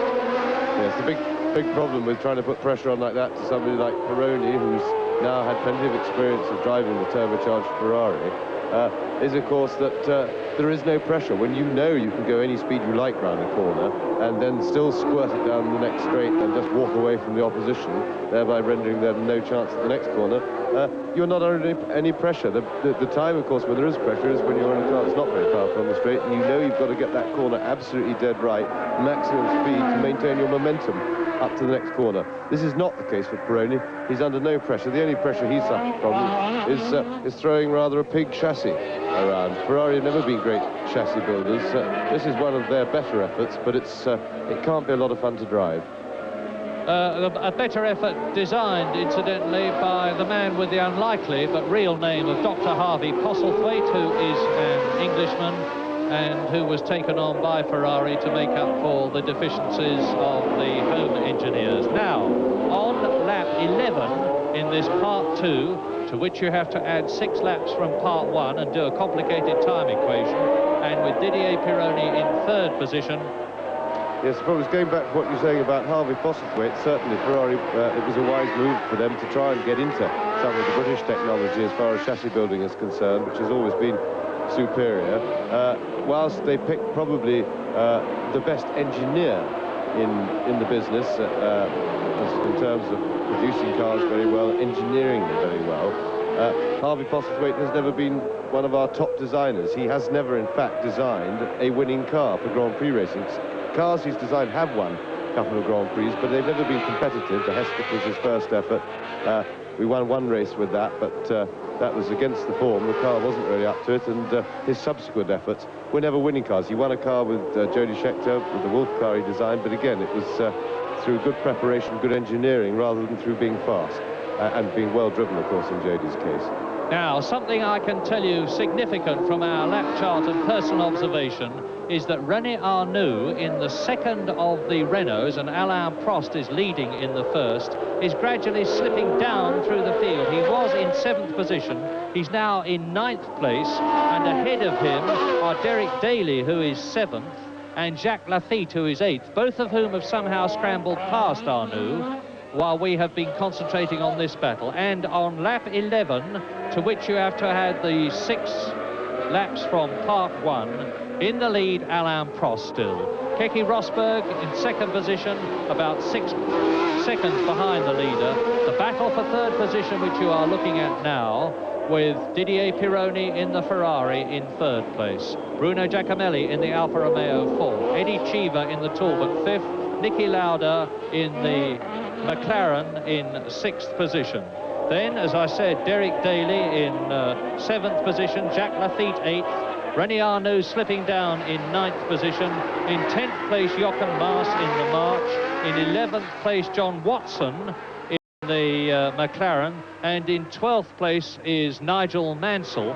And as we look at Niki Lauda, I draw your attention to one significant point, and that is that Niki seems to be, to me, to be keeping a slightly cautious distance from the 3 cars in front of him.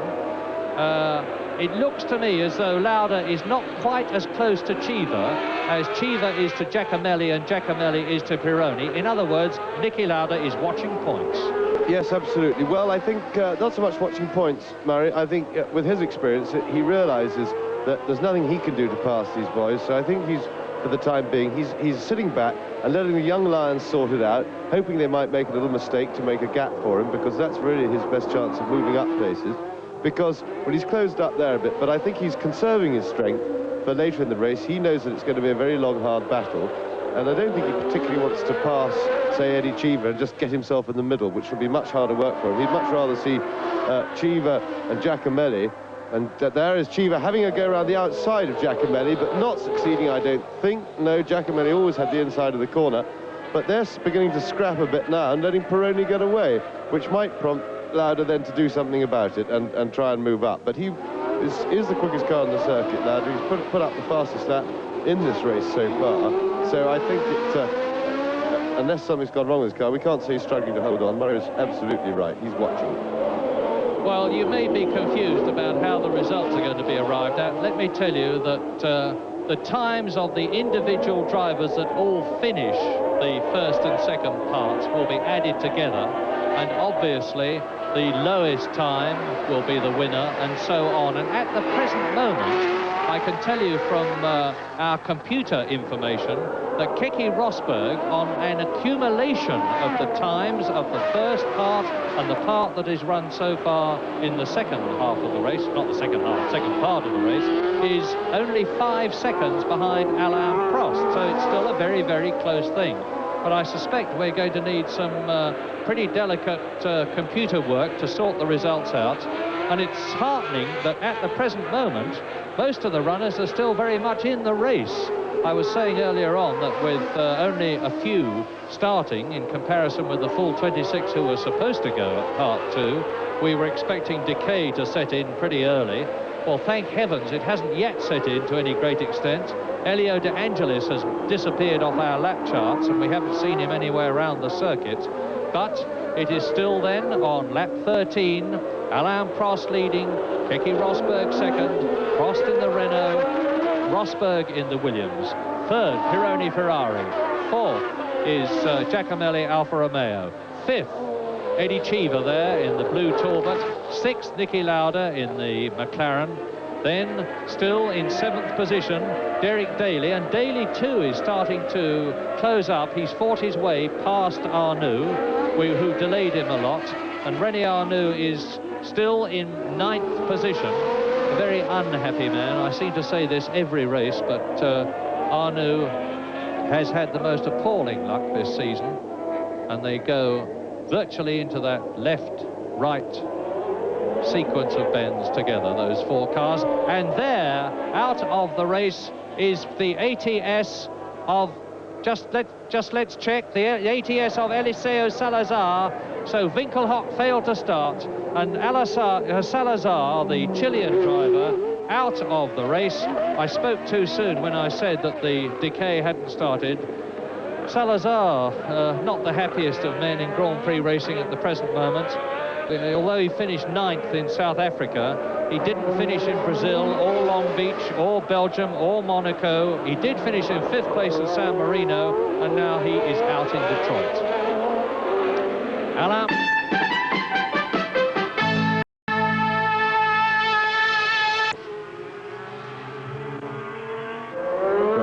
Rosberg, and so with this 3+ second lead that he's got from the previous heat, he may have opted just to take a pretty steady race at a nice steady pace and just make sure he makes no mistakes, thereby rendering the old story with a turbocharged power, making it impossible for Rosberg to pass. And he's got a 3-second cushion just in case Rosberg does get past, and he can then go for a big chase. We talk a lot about tyres in Grand Prix racing these days because they're so critical, and a few words on the situation here could be highly relevant, because the 2 giant tyre companies of Michelin and Goodyear roughly split the Grand Prix teams between them. And look at that, Rosberg going through, or trying to. Now, Rosberg has come right back from a 3 seconds gap, which had started, and now he's really harrying, kicking Alain Prost. He was certainly using the surprise tactics there. He surprised me anyway, that was for sure. I certainly didn't expect an attempt there, but whilst it looked like an awful long shot and very ambitious, it wasn't so far off coming off. So Rosberg is obviously keeping well on his toes and thinking well, because there was no doubt that was an attempt to catch Prost asleep, and he certainly woke me up. I think he probably did catch Prost asleep, but he was just a little bit too ambitious to make the space. Keke Rosberg in effect saying, watch it, mon ami, because if you put one wheel wrong, zap, I'm going to be through. And Keke Rosberg is a very, very determined, hard-charging driver. And of great significance is the fact that Keke Rosberg is acknowledged to be very hard on the driving rear tyre. Now, they both drive, I know, and here he is having a close-up right on Alain Prost. But whichever rear tyre it is that is doing the most work on any circuit is the one that tends to suffer with Rosberg. He is very, very hard on motor cars. For instance, when the car came back from the Brazilian Grand Prix, in which Rosberg finished in second place, although he was subsequently disqualified. Although he had run the whole race distance seemingly all right, the monocoque was a complete write-off and had to be replaced because Rosberg had curved it and distorted it so much that it was a throwaway job. So he's a very hard man. Will the car last? Will the tyres last? Right, we are now on lap 16 as Rosberg tries, and Prost refuses. He's got his sights fixed on that little point, and he was closer that time than the time before, but of course now he's signalled his intentions. The problem with missing a manoeuvre like that is your intentions are then signalled, and the guy in front of you knows that you're going to have a crack the next lap or whenever you're in position. But as Murray said, Rosberg is hard in every respect. He's a very hard trier. He's forceful, and he's growing in confidence all the time. And he is through. Oh, and they're going to touch. And he's made it. And I don't know whether he's crippled Prost or whether Prost just said, I've had enough of this, or maybe knocked out of gear. But terrific, forceful stuff from Keke Rosberg. And look at the way he's sprinting away. I think, actually, Alain Prost did the gentlemanly thing. It may seem a little strange that the racing driver should do that in the position he was in, but I actually think that Prost saw that if he didn't back off, Keke Rosberg was going to go straight into the barrier. Let's have a look. Here it is again. Alain Prost wide into the corner. Keke Rosberg starts to close, coming out of the corner, and I think Prost missed a gear. Prost must have missed a gear. Yes, it certainly looked like he hadn't got an acceleration, and then and from now onwards, you see Rosberg sliding about nearly into the wall. He was off on the slippery marbles where all the debris comes off the line. You see Prost is still not accelerating there, and I think he was fumbling around with gears or something like that, but he's got going again. But it'll be interesting to see if he can do anything to stay with Rosberg now. The gap is already established because of Prost sorting himself out, so we'll see what happens. Well, get the stopwatches out in Australia, folks, because now the race is well and truly on, and I can tell you from our computer information that if Keke Rosberg is more than 3.2 seconds in front of Alain Prost, he is in the lead overall, and the gap now is 2.3 seconds. If Rosberg can increase his lead by just one more second, he will be in the lead overall. I think Prost may be in trouble. He seemed to go very slowly around that corner as he came into shot just now, and he may be having some transmission trouble or something. So the gap, well, it could be that on driving, but it's big-ish. The gap is 3 seconds. It's over 3 seconds already. So Rosberg is very, very close to the lead indeed already. 3.16 seconds when I took it on my watch there. Now let's see what it is here. The answer is 3.37 seconds. Keke Rosberg leads the Detroit Grand Prix of 1982 overall as he goes over the freeway with the normal transport going along it. Keke Rosberg has thrust and forced his way determinedly through into the lead as he goes into the Atwater Tunnel for the 18th time, and the positions now are, and I'm giving you the second part of the race, not overall, Keke Rosberg leads, and this is the first full lap which Keke Rosberg has been in the lead as he goes past Salazar's broken motor car, with Alain Prost now in second position, and still the battle rages for third between Pironi, Giacomelli, and behind Giacomelli, Cheatham. Keke Rosberg urgently needs just to calm down right now and take that little bit of adrenaline out of his driving. No doubt it was all very exciting that instant. He's got into the lead, but he's streaking away, and it would be just cataclysmic to make a mistake now. I don't think he will, but he's really driving on the limit, and that isn't absolutely necessary right now. I know it's nice to build a lead in a couple of laps and then relax, but he can afford to drive defensively right now. And he leads overall by 0.7 seconds. He leads this part by 3.9 seconds.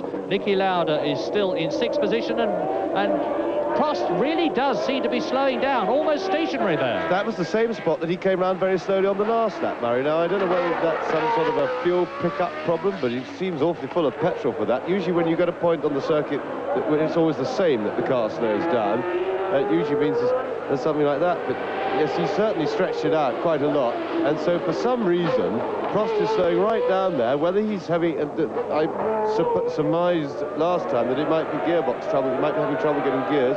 It's a very likely fault to have on this circuit because it's going to give those gearboxes an awful bashing, but Prost has dropped right back now with that evident problem. And look how closely now Pironi, Giacomelli, Cheever and Lauda, 3rd, 4th, 5th and 6th are behind the new second-place man, Alain Prost. Prost, there is no doubt about it, has got some problem in the cockpit. Whether it might even be him, of course, let us not forget that Alain Prost hurt his foot at Monaco, and this race is going to be extremely grueling for him. He's broken a big toe. He has been walking about in considerable pain. Niki Lauda now right up with Cheever in 5th position. Cheever 5th and Lauda 6th. There are Pironi, Giacomelli, Cheever, Lauda. This Detroit Grand Prix may have been at time getting away, but it's great stuff now.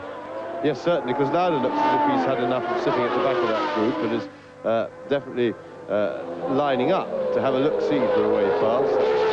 So we've really got it going. I should be interested to see what happens. Oops, and Giacomelli just recovers that. He very, very nearly spun it. He did well to recover. Lauda trying to have a go through, but Cheever is the only one to benefit from that mistake. He nips up. We'll now see if Cheever can do anything about the Ferrari in front. Meanwhile, of course, they're catching up on Prost, and what might happen if Prost reduces himself to a crawl around these blind corners. And then says Lauda having a go through, and Lauda nips through past Giacomelli, so Giacomelli's having a lap that he would prefer to forget. And smoke pouring off Lauda's tyres. And a very quick word just to talk about this tyre position. In the lead now is the Goodyear shod car of Keke Rosberg, and of course it is terribly important to Goodyear that one of their runners wins here at Detroit of all places. Prost there on Michelin, then Michelin with Pironi, Michelin with Cheever. Niki Lauda is also on Michelin, and so is Giacomelli. So in the first 6 cars there is just one Goodyear shod runner, but it's the most important from their point of view because it is the leader. And now John Watson is moving up from the field. You just see a flash of him in the background. John Watson is in 7th place, having come up from 13th. So he is having an epic drive of which we have seen nothing. Now look at Prost. Now there is Pironi. We're going to have a tremendous 4 or 5 car battle for second position soon. Well, the McLarens have found certainly new life.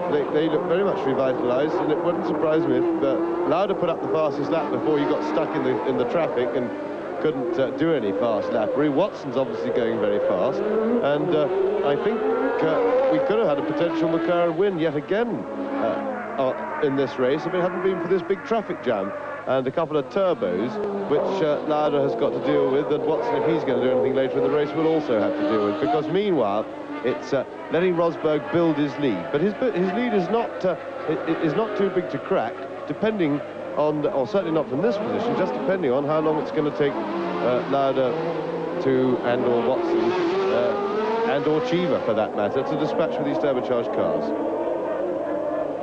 Well, there's confirmation of the fact that Prost is in trouble, because look, now Pironi is right with him, so is Cheever in his new 4th position, so is Lauda in his new 5th position, and Giacomelli seems to have lost a bit of heart and is dropping back in 6th position. John Watson coming up in 7th place.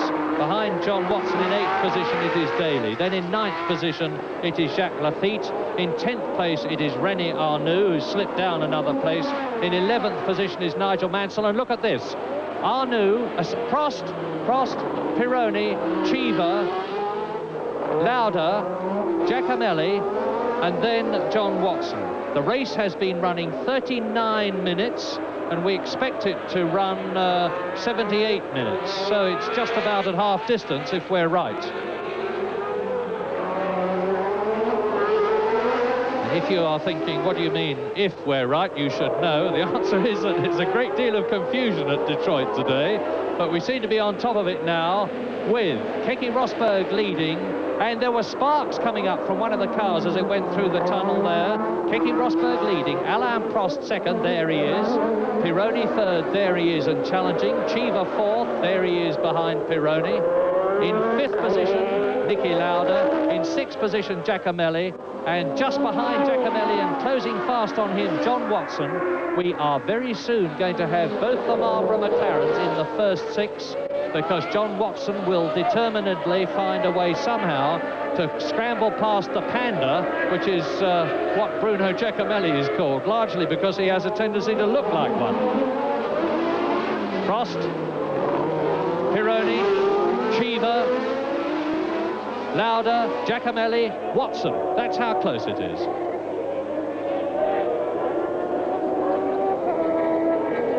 Now, the overall positions as Pironi tries to take Prost and fails. This is taking both parts into account.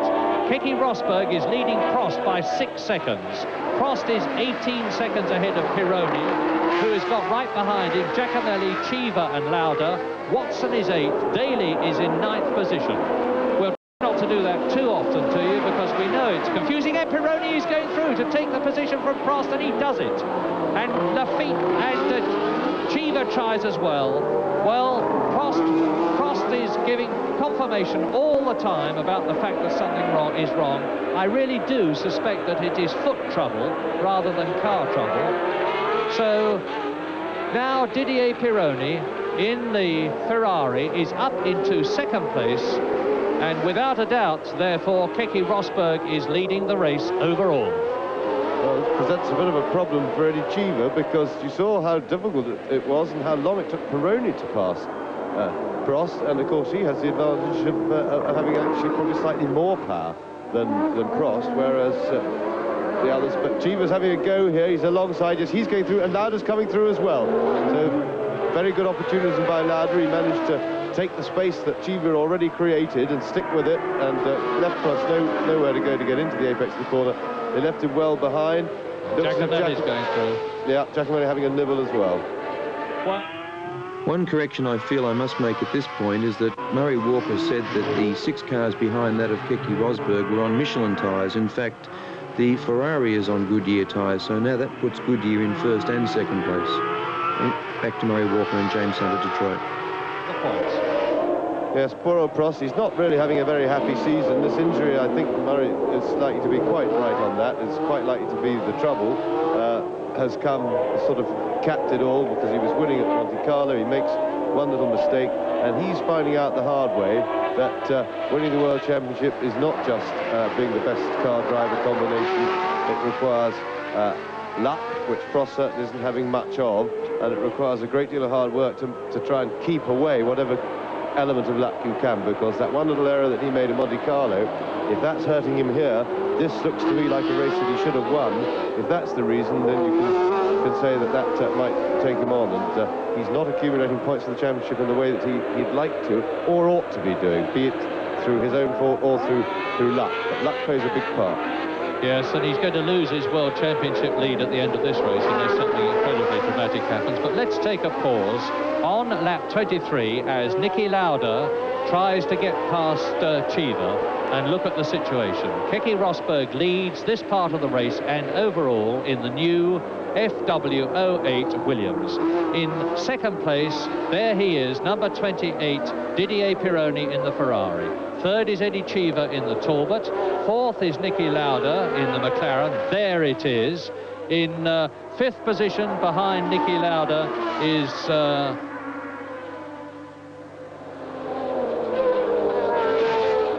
we are on lap 24 in part 2. And I was sorry, I missed telling you who was following Niki Lauda, and the answer, of course, is still Bruno Giacomelli. And behind Bruno Giacomelli is John Watson, and there you see Watson is now ahead of Giacomelli. That was the change that you just saw. So all of a sudden, this race, which was looking static, has really come alive. Alain Prost has lost the lead and slipped right down out of world points contention. And now Eddie Cheever is trying to get past Pironi and failing.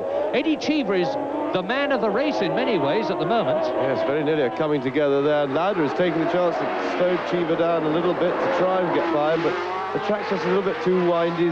There's just not the space. There, Pironi second, Cheever third, Lauda fourth, Watson fifth, Giacomelli down to sixth position. Behind Giacomelli, who is sixth, Alain Prost is in seventh position, but dropping back all the time. I think we can put the unfortunate Alain Prost out of contention in this race. Yes, I'm beginning to get the feeling that the kindest thing for the Grand Prix on this occasion, the Ferrari has caused us a very good race, but I think now it's time that it should be hauled up to the bet and put down, because it's holding up the progress of any sort of a battle with Rosberg. We've seen these drivers, young drivers, Cheever, Giacomelli, try everything they know to get past the Ferrari, but they can't. And without a mistake, I don't think anybody's going to, although they're really climbing. Lauda maybe having a little look beside Cheever, but just not quite in there. He looked as if he had room then, but must have thought better of it for some reason. He's very experienced now. He's not going to take any risks. He knows that the way to pick up points in these races is to be around at the end. But Watson is having a go at his teammate, Lauda. He was having a little sniff and a nibble. John Watson has come up from 13th to 5th, and now Giacomelli is trying to take John Watson, and looks as though he's going to succeed in doing it, or is he? Watson's got the inside line. No, you don't, says John Watson. Well, it's worth trying, says Giacomelli. I'll have another go, and smokes his tyres and almost stops. And he does so. He's hit the wheel. Yes, he ran into Watson's rear wheel, and that was bad driving by Giacomelli. He committed himself to a situation he had no chance in, and I have to say that Watson was very lucky to survive that unscathed, if he indeed does, because sometimes you do a little crack in the suspension, he goes another quarter of a mile. We'll see it again here. Now Giacomelli getting a bit overexcited, as is his wont, takes a real kamikaze run at this. He's now committed, but he's not past Watson. Watson turns into the corner, as he's entitled to do. Giacomelli can't get out of the way. Off comes his front wheel with a little bash, but it caught the side of Watson's rear wheel, so hopefully for him he should be all right. A bit of smoke coming off Watson's car then, but he gets away all right. Well, Giacomelli was very lucky, and so was whoever might have been behind him, that he didn't take somebody off, because if there'd been somebody as close to Giacomelli as he was to Watson, he would undoubtedly have been taken off. And it's another example, I fear, of Giacomelli's tendency to be slightly too impetuous, although heaven knows you've just got to have a go where you see a chance on a circuit like this. But now it is still Rosberg leading overall. As of the last lap, Prost was still in second position overall, but it's now in this part, Pironi second, Cheever third, Lauda fourth, Watson fifth, and Watson looks in very good shape behind Niki Lauda.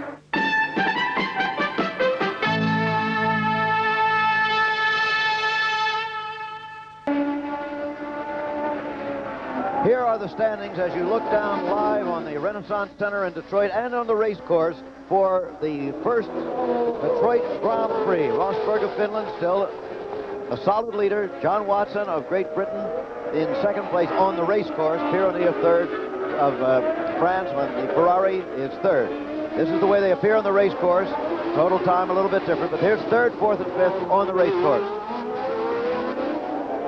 The Ferrari of Pironi, then Eddie Cheever, then Niki Lauda. Now, it may be that some of you around the country are just joining us. Kind of difficult to sum up the goings-on in this first Detroit Grand Prix, because after only 6 laps, the race was stopped for more than an hour because of an accident on the race course. Nothing in which anybody was injured, but it required, under the Formula One rules, that the race be stopped for a given period of time. It was more than an hour. Alain Prost of France led the race at that point. He continued to lead until he was passed by Keke Rosberg of Finland. What you're watching right now is a battle for second, third, and fourth, and there is Niki Lauda getting past Eddie Cheever of the United States. He's passed him. Battle for third, fourth, and fifth on the race course. What I'm going to explain further is that when we get into the later stages of the race, we're going to be talking about total elapsed time, because that's the only way the true standing in this race can be known. And on total elapsed time, the time they had run before the red flag and the time they have run since added together, Rosberg's the leader, Pironi is second, Cheever third, Lauda fourth, and John Watson fifth, although Watson has passed these three cars on the race course. Familiar sights for so many years in Grand Prix racing, the red car of the team from Maranello, Ferrari. This is Jim McKay with Jackie Stewart in the commentary booth. We have Sam Posey out on the race course moving around, and as is traditional, Kristen Kanamaki in the pits. But did Nicky Lauda teach Eddie Cheever a little something about driving in the corners when he passed him? Yes, he did. In fact, the experience of Nicky Lauda obviously showed a little bit at that time. Eddie Cheever driving very positively, though. He has never won a Grand Prix. This would be a remarkably good finish for him in front of his own home American crowd. Didi Pironi driving the car number 28 Ferrari there again is definitely holding up Nicky Lauda, and so also is he holding up, of course, Eddie Cheever. So it's a pretty complicated issue right now to find a way past this mobile chicane, because the Ferrari has been proving itself to be faster on the straight stretches, although he has certainly been slow around the braking areas. And there you can see how Nicky Lauda really closes up on tucking himself in behind the rear wing of Didi Pironi's Ferrari. That's Jacques Lafitte coming up, and he's passed him. In fact, Nicky Lauda has got through passing Pironi's Ferrari as they come down here going towards the Hall, and Eddie Cheever trying on one side, now another. Can he sneak in? Not on this corner, I fear, but almost could he have done it. Now as they cross the trolley rails or railway lines or whatever they may be. We call them trolley tracks. You call them trolley tracks as they go down to the river of Detroit. Nicky Lauda, tremendously experienced driver, and the back end kicks out there as his Wiggly Ford driver engine right there. Pours in about 500 brake horsepower. Three different engine manufacturers there. The Ford engine of Nicky Lauda, followed by the Ferrari Fiat engine, and then the Chrysler Matra engine behind that. Eddie Cheever moving up a bit on Pironi there. Look, Cheever really trying to set up his man as Lauda begins to move away from the two of them. And on that total elapsed time, Lauda has to move away from them a little more to effectively be ahead of them. But let's watch the racing on the course, because it's very good stuff.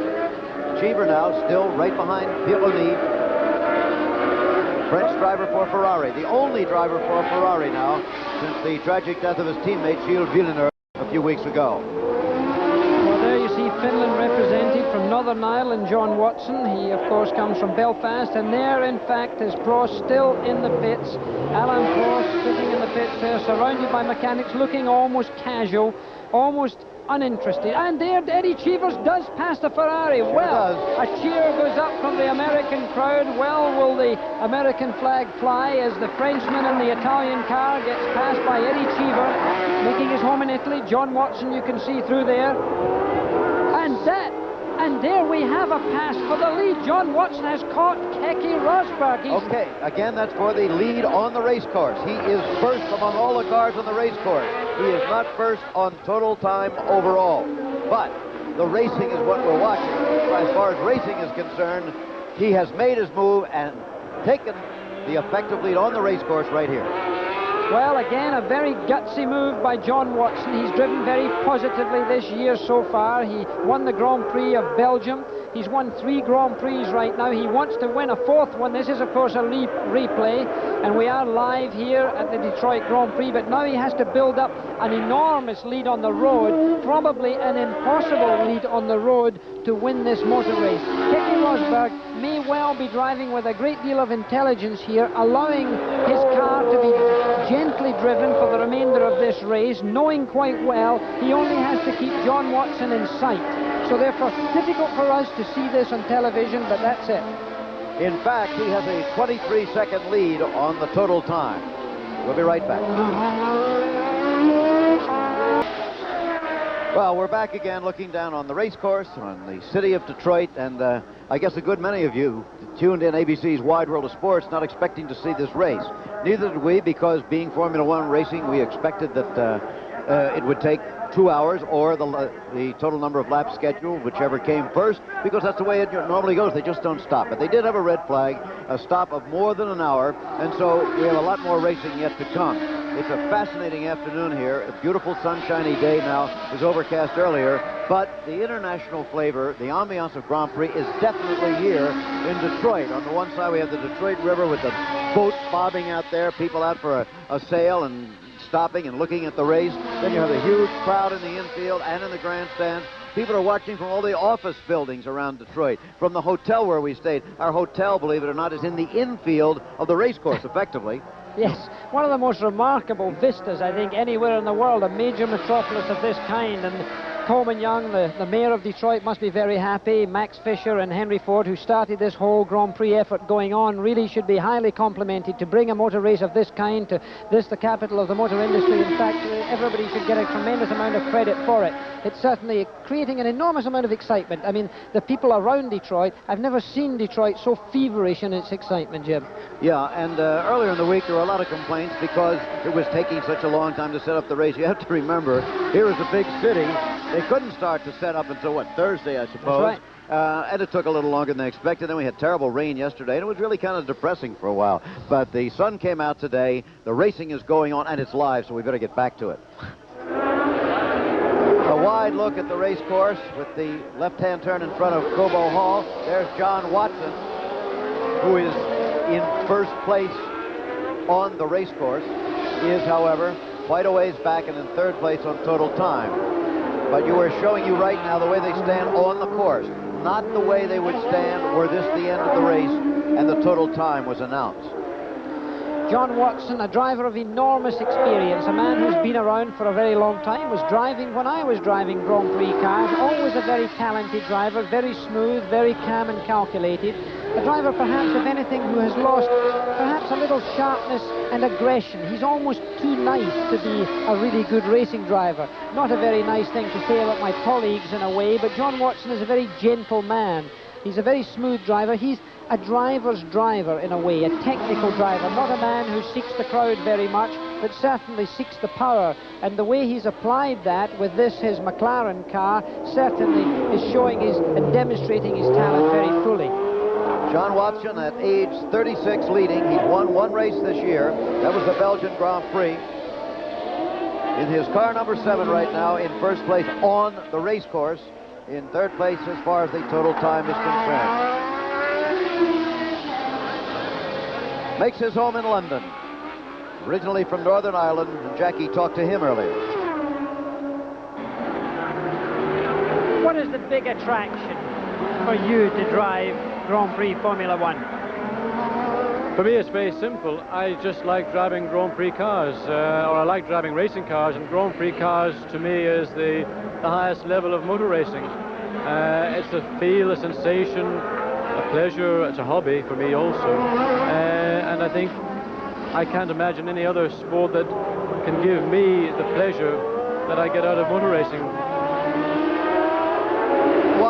John Watson, talking about why he likes Formula One and Grand Prix racing. And there he is on the race course. It's in the late afternoon of a summer Sunday in Detroit. There you see the Detroit River and the Ambassador Bridge to Canada in the background. Down in the pits, Christy Kanamaki. What do you have, Chris? Just giving the leader, John Watson, a sign that we've never seen in motor racing before. It says P1 minus 19 seconds. Usually it's plus so many seconds over the man behind. But before Watson can win this race, he has got to beat Rosberg by the space he's ahead and another 19 seconds. And that's what we're up against now in the pits. Back to you, Jim. Okay, Chris, that's just how confusing it is because of the red flag, the hour delay, and the restart, and the race being decided on total time rather than it would be in American racing where they would close up and it would be, whoops, and one of the red and white like cars, Nicky number 8, Lauda. that's Nicky Lauda. Yep. Yep. Nicky's stop must be very disappointing for him. He's undoing his seat belts, getting out of the office. Nicky Lauda, yep, he's out for the day, I think. You see the car being pushed out of the way, perhaps, being pushed backwards. Nicky very calm. He's not at all excited by the whole affair of retirement on this particular day. He's probably a little tired. He's taking his helmet off, taking his balaclava off. He's probably won't take it off completely. No, he leaves it on because he was hopelessly burned in the head when he had that shocking accident in 1976. Well, What this means now is that Lauda was in second place on overall time, so now Watson, who is first on the race course, will move up into second place overall. Keke Rosberg, second on the race course, is still an easy leader in the race. So what you see on the screen, remember, is the way they stand on the race course, not the way they stand in total time. Pironi went right off at the hairpin there, took a very wide berth, it would seem. I don't know quite what happened there. It looked that he might have been having brake problems, and that would suggest that would be the case. Eddie Cheevers is now closing right up on Keke Rosberg. Eddie Cheever driving the blue and white car behind the number 6 car of Keke Rosberg. And here we see again Pironi coming in here, trying to accelerate him. In fact, he's he had already spun. He was coming back the other way, Exactly. He had spun around. Because we saw Cheever going in the opposite direction. He had really spun it around, so he was going a way that had never been seen in Detroit before, apart from being a street driver, perhaps. He did a 360. You just saw Niki Lauda, a quick shot of him behind the barrier there. But now the way they stand over us, Rosberg, Watson, Lauda, and Eddie Cheever. Not Lauda. Lauda's now out. So Eddie Cheever is effectively third in the race. Well, a tremendous thing for Cheever. It would be great to see him finish this well, and he's still very much in the race there. You see him right there. It looks like he has passed Keke Rosberg. Now, he is on the road ahead of Keke Rosberg right now. What is your conjecture? That Rosberg is pulling it that much, or is he perhaps slowing down? Eddie Cheever just passed him like he was standing still. There's Rosberg. There he is indeed. He seems that he may well be in some kind of trouble. I would like to know now what the gap is, in fact, between Rosberg and Watson, to see if that has narrowed. It does seem to be narrowing a little bit. It appears to be just 11 seconds. That's unofficial, but although it's a long way, if it's narrowing, there's still a long way to go in the race. And we so well remember last Sunday when the difference was 10 seconds with 11 laps to go, and it ended up 16 100ths at Indianapolis. Let's take another break. Back again live in Detroit, and this race is really closing up. It's difficult to show it to you visually because this car, number 7 of John Watson, is now in second place, but he's moving up on total time on Rosberg of Finland. Rosberg still leads, but only by 4 seconds overall over Watson, 9 seconds over Eddie Cheever of the United States. So obviously, they are catching up and catching up fast on total time. Yes, John Watson passing a slower car there. He's lapping Sturer of Switzerland. John Watson, car number 7, is our leader on the road, driving very forcibly indeed. He's passed with great determination a great many cars. He's come from behind. He did not qualify too well because of the inclement weather yesterday and the lack of practice and qualifying time. His car was not handling well over the 2 days of unofficial practice and qualifying. So therefore John Watson is definitely demonstrating to everyone now that he is very much a force to be reckoned with in the World Championship, and could easily take the lead in this World Championship if his car continues to run after this race. Well, when we get in the closing stage of this race, we'll be checking the point standings on the season-long point business for the World Championship. Leader on the race course is Watson. Leader overall. The leader overall is now Watson. Watson has passed Rosberg not only on the race course but in the standings, and now has a 3-second lead over Rosberg, 7 seconds over Eddie Cheever of the United States. That American is very much in contention. Those three could battle it out. In fact, it could be just the two, the Northern Ireland Britisher and Eddie Cheever of the United States. Well, we're going to go away for a while to Wide World of Sports. Some aerobatics coming up. But there's John Watson, the leader in this race. So, off to the aerobatics we'll go to return to this live competition here in Detroit shortly. Back again live in Detroit. We are told unofficially there are a little less than 20 minutes left in the race. Remember, this race, the Detroit Grand Prix, was to be 75 laps or 2 hours, whichever should come first, a total of laps running time. It's obvious they're not going to go 75 laps. The 2 hours should be effective, and according to that, there should be a little less than 20 minutes to go in the race. Now, the leader, of course, is John Watson. 52 laps have now been completed. You're looking at 7th through 12th place at the moment, but you saw that Watson is the leader. As you now get a good look at downtown Detroit, and there he is, the 36-year-old driver from Northern Ireland, driving for Team McLaren, the Ford-powered McLaren car. He has had one win earlier this season in the Grand Prix of Belgium and a second in Brazil, And if he wins this race, he will easily take the lead in the overall season-long battle for the championship. He will have 26 points. In second place will be Pironi. If he stays where he is, 19.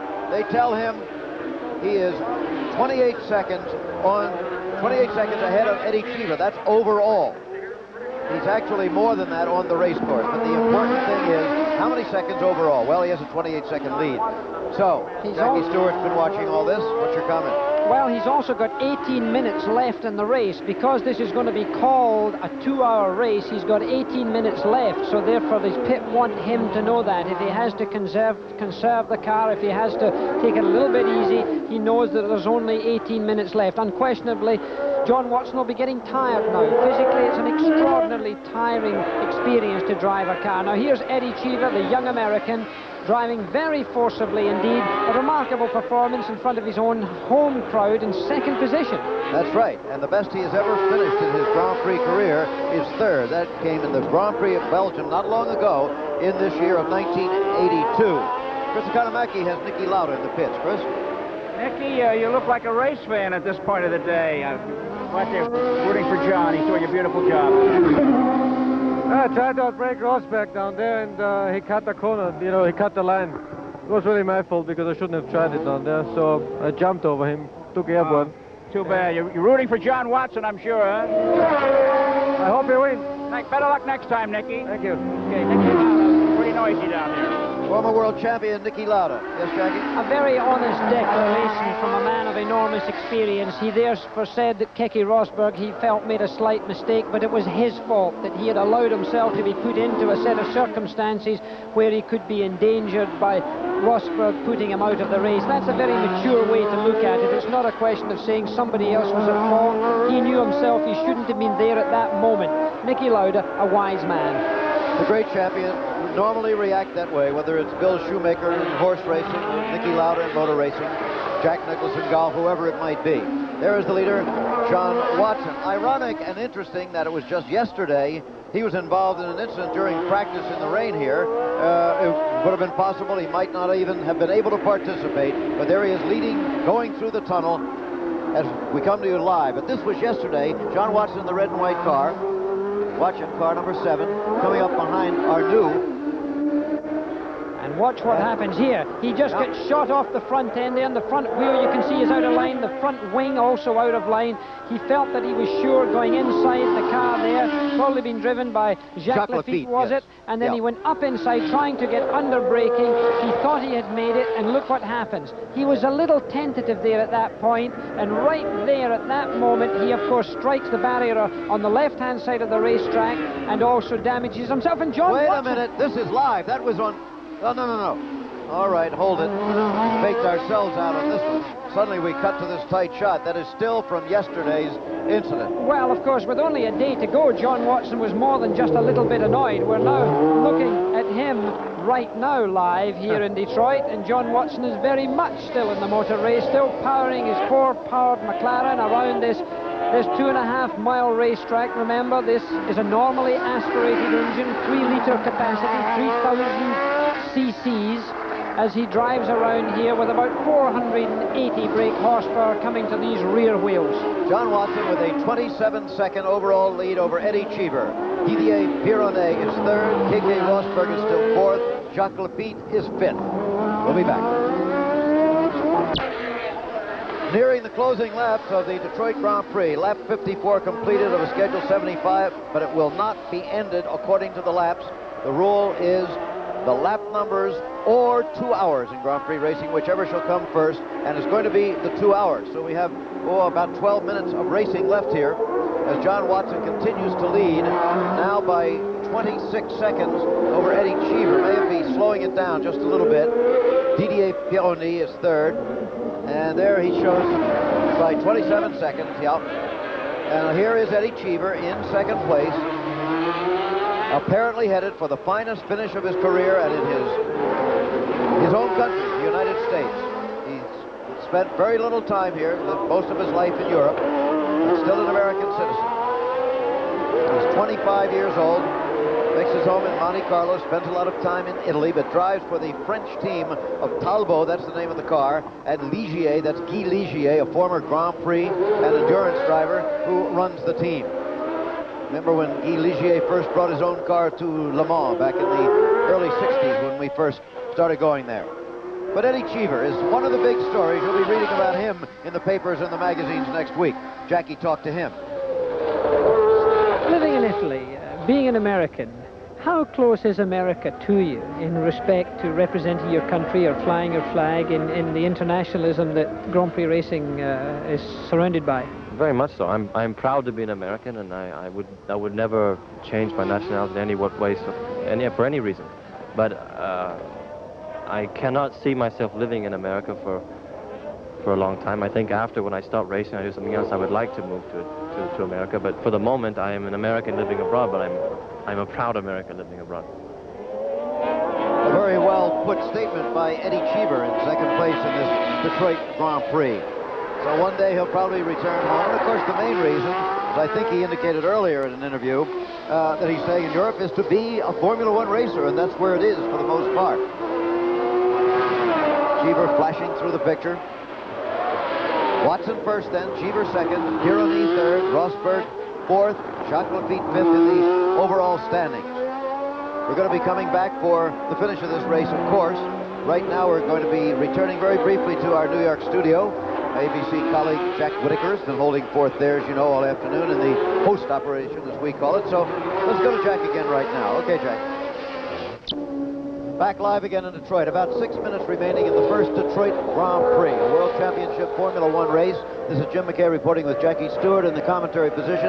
John Watson, car number 7 there, leads the race comfortably by some 24 seconds over Eddie Cheever of the United States, right there in car number, no, that's his teammate. That was car number 26, Jacques Lafitte. But it looks just like Eddie Cheever's car, whom you'll be seeing along the line here. But we're establishing the leader. Cheever trailing by 24 seconds. Pironi in Ferrari is third. Rosberg of Finland is fourth. And Derek Daly of Ireland is in fifth place. Well, here is Eddie Cheever, car number 25. The American headed, if he just holds place here, for his best finish ever in Formula One racing. Well, he should be a happy man if he can keep this thing running for a few more laps, a few more minutes, because Eddie Cheever to finish second in a Grand Prix on his own home ground is indeed, and there you see it. It shows only 4 minutes to go for John Watson, who's leading this race. He's plus 25 seconds now on Eddie Cheever, when they reckon only 4 minutes to go.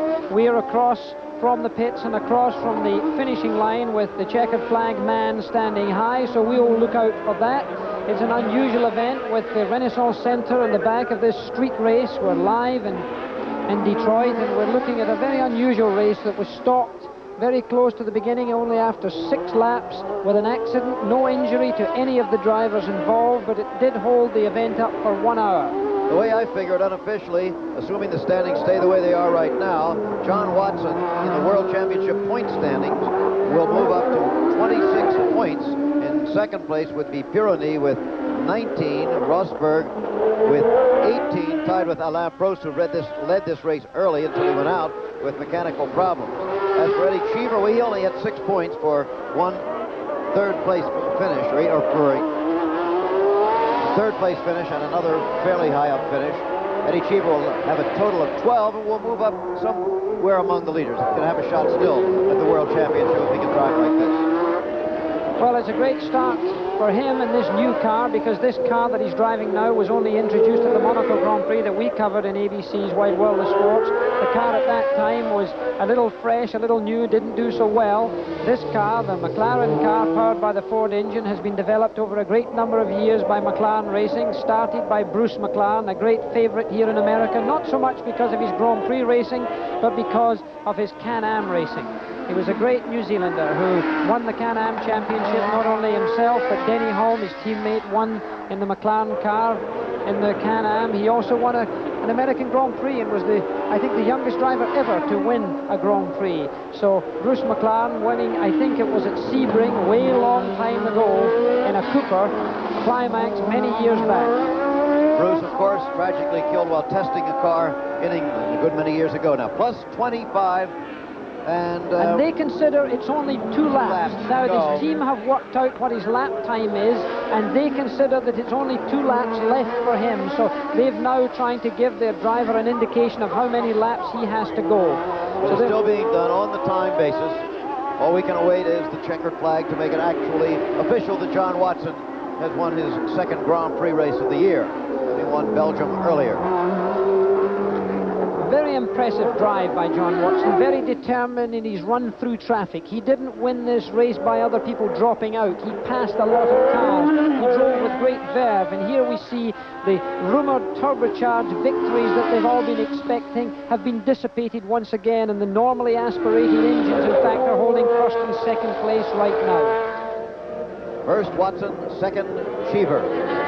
There is no battle for any of the leading places here. You'd be seeing it. Watson with a 20-second lead over Cheever, a 30-second lead over Pironi, and then a huge gap back to Rosberg, who's 1 minute and 12 seconds behind. Derek Daly 1:22 behind. Those are the only cars on the same lap, by the way. Those 5 automobiles. He passes the start-finishing line. It may well be about the last lap for Eddie Cheever. We have to wait and see how the minutes tick away, but he's obviously has no intention of making any errors, and we're looking down at our leader right now, John Watson, car number 7. They're telling us that when he passes the start-finish line, there you see the sign from his pits, he will have 1 more lap to go.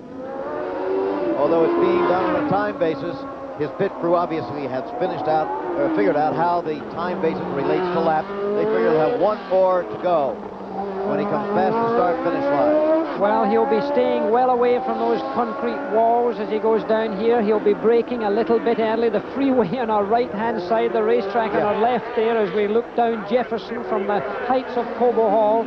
John Watson from Belfast in Northern Ireland, carrying, of course, a British passport and a British entered car with a British Ford engine in it. John Watson powering himself through the darkness of the tunnel, obviously not doing it with any verve at this stage. All he's concerned about is doing 1 more lap, which will be 2.5 miles around and only 20 more corners to go for him. Okay, they're getting the checkered flag out. They're not waving it, but we'll be watching the flagman to make sure this is not there. You see the flagman. That's it. That's it. It's all over. There was not 1 more lap to go. Bravo, bravo. Checkered flag means in any kind of automobile racing, under any kind of scoring, that it's all over. And John Watson of Northern Ireland, Great Britain, has won. He won a total of 62 laps in the 2-hour time limit. 2nd place will go, when he gets to the start-finish line, to Eddie Cheever of the United States. There it is, the checkered flag for Eddie Cheever with his best ever finish in Formula One racing. You see the crowd behind applauding the winner, Watson, as he slows way down in his victory lap here. He's lifted up his visor or his face shield. And he's pulling off the racetrack right there. They're pulling him off right there to put him into the compound to ensure that the cars are going to be verified and regulations. The victory that we have just quoted, of course, is still subject to official confirmation, as will also the 2nd place finish of Eddie Cheever's B and of Didier Pironi, who is, at this time, the car you're looking at, the Ferrari car number 28, has been credited with 3rd place. Keke Rosberg from Finland being 4th, and then Derek Daly from Southern Ireland. He be 5th in the race, with Jacques Lafitte of France taking up for the 6th. And there is Cheever going right into the garage area. This is a compound. The cars have been brought in there to the garage area. They will then be put on a special vehicle to be driven around to Victory Circle, where they will, as ever, be presented with the garlands, the trophies, and of course the traditional bottle of champagne that will be sprayed by the winning driver. So therefore the Victory Circle still to come. So it's Watson and Cheever, Pironi and Rosberg, Daly and Lafitte, all unofficial. We'll be back for the final doings from Detroit. Well, there's another look at the Renaissance Center and at the final unofficial standings in the Detroit Grand Prix, the first one ever. John Watson, Eddie Cheever, Didier Pironi, Keke Rosberg, Derek Daly and Jacques Lafitte, then Jochen Mass, Mark Surer, Brian Hinton, René Arnoux, Chico Serra of Brazil, and Alain Prost finishing way down in 12th place after he led this race in the early going. He who had been the overall point leader, has now dropped down to third place. This again is unofficial. Our own edition shows that John Watson now leads on the season-long Grand Prix championship standings. Remember, there's still a long way to go, 9 more races. But John Watson leads with 26 points. Didier Pironi is second with 20. Prost with 18. Kiki Rosberg 17. Patrese 13. Niki Lauda of Austria 12. Eddie Cheever of the United States, according to this unofficial computation, with 10 points. So Eddie, by his second place finish today, has moved up into a point where he is, well, if not quite among the top 5, but in a position if he should start winning some of these Grand Prix, he still has plenty of time to win the World Championship. More important, he has stamped himself as one of the guys, one of the veterans, one of the very competitive racers in the Formula One circuit. So, what's your comment on the race, sir? Well, I think, first of all, John Watson showed immense maturity, the way that he handled traffic, the way in the convincing fashion that he passed other cars with great authority. I think Eddie Cheevers has shown himself today to be a front runner in Grand Prix motor racing, and it's very nice to see an American coming back to that position. It's been a long time since Mario Andretti was winning the World Championship, and of course before that Phil Hill. A welcome return to America in the field of the most international form of motorsport anywhere in the world, Jim. I think the reliability of the normally aspirated engines has again shown that these cars have authority. The Ford engine pumped up another victory. I was lucky enough to win all 3 of my World Championships like that in that motor. But I mean, the Ferraris went well, the Alfa Romeos had mechanical trouble, a torturous racetrack on the cars, and I'm sure also on the drivers. If we do have the opportunity to see the winners coming onto the rostrum, I'm sure they'll be looking tired and exhausted, because those 20 laps around this 2.5-mile circuit has to be one of the most grueling efforts in the sport today. There's no doubt in my mind that these racing drivers are athletes, Jim. They don't sit there and have a Sunday afternoon drive. I don't think there's any question of that. They lose 5 to 10 pounds while they're out there, I believe. But one other important aspect, I think, Jackie, is that the organizers of the Detroit Grand Prix have put on a race. They've put on their first race, and more important than that, they have put it on with no injuries to any drivers, no major incidents, and as far as we could see, everything was conducted very well out there by the marshals and by the stewards. There may be some discussion later about stopping the race, red flagging it. There is John Watson. Eddie Cheever with him. Eddie Cheever in the blue and white, John Watson in the red and white. And Pironi with the word candy on the back there in the other red uniform. In fact, they've got all the drivers on there. I see Jochen Mass, I see Keke Rosberg. They've got a full house there. In fact, all the drivers waving to the massive crowd that has come here. And considering it's the very first Grand Prix of Detroit, I'd like to add my congratulations to all of the organizers and to Detroit for bringing this amazing event to this city. Long may it last, many more I hope they'll be. But look, you see a lot of tired drivers sitting down and resting as they're driven around the Renaissance Centre to the start-finishing line area there to come back, of course, to be presented with their trophies. For John Watson, victory at age 36. For Eddie Cheever, tremendous promise and victory in his native land at age 25. That's about the story then, as you look down one more time from high overhead on a pleasant summer afternoon at the city of downtown Detroit. Well, tomorrow morning they'll be taking down the race course. Traffic will be bad. In a few weeks, maybe a pothole or two will appear on the race course, and all will return to normal. Now back to Jack Whittaker.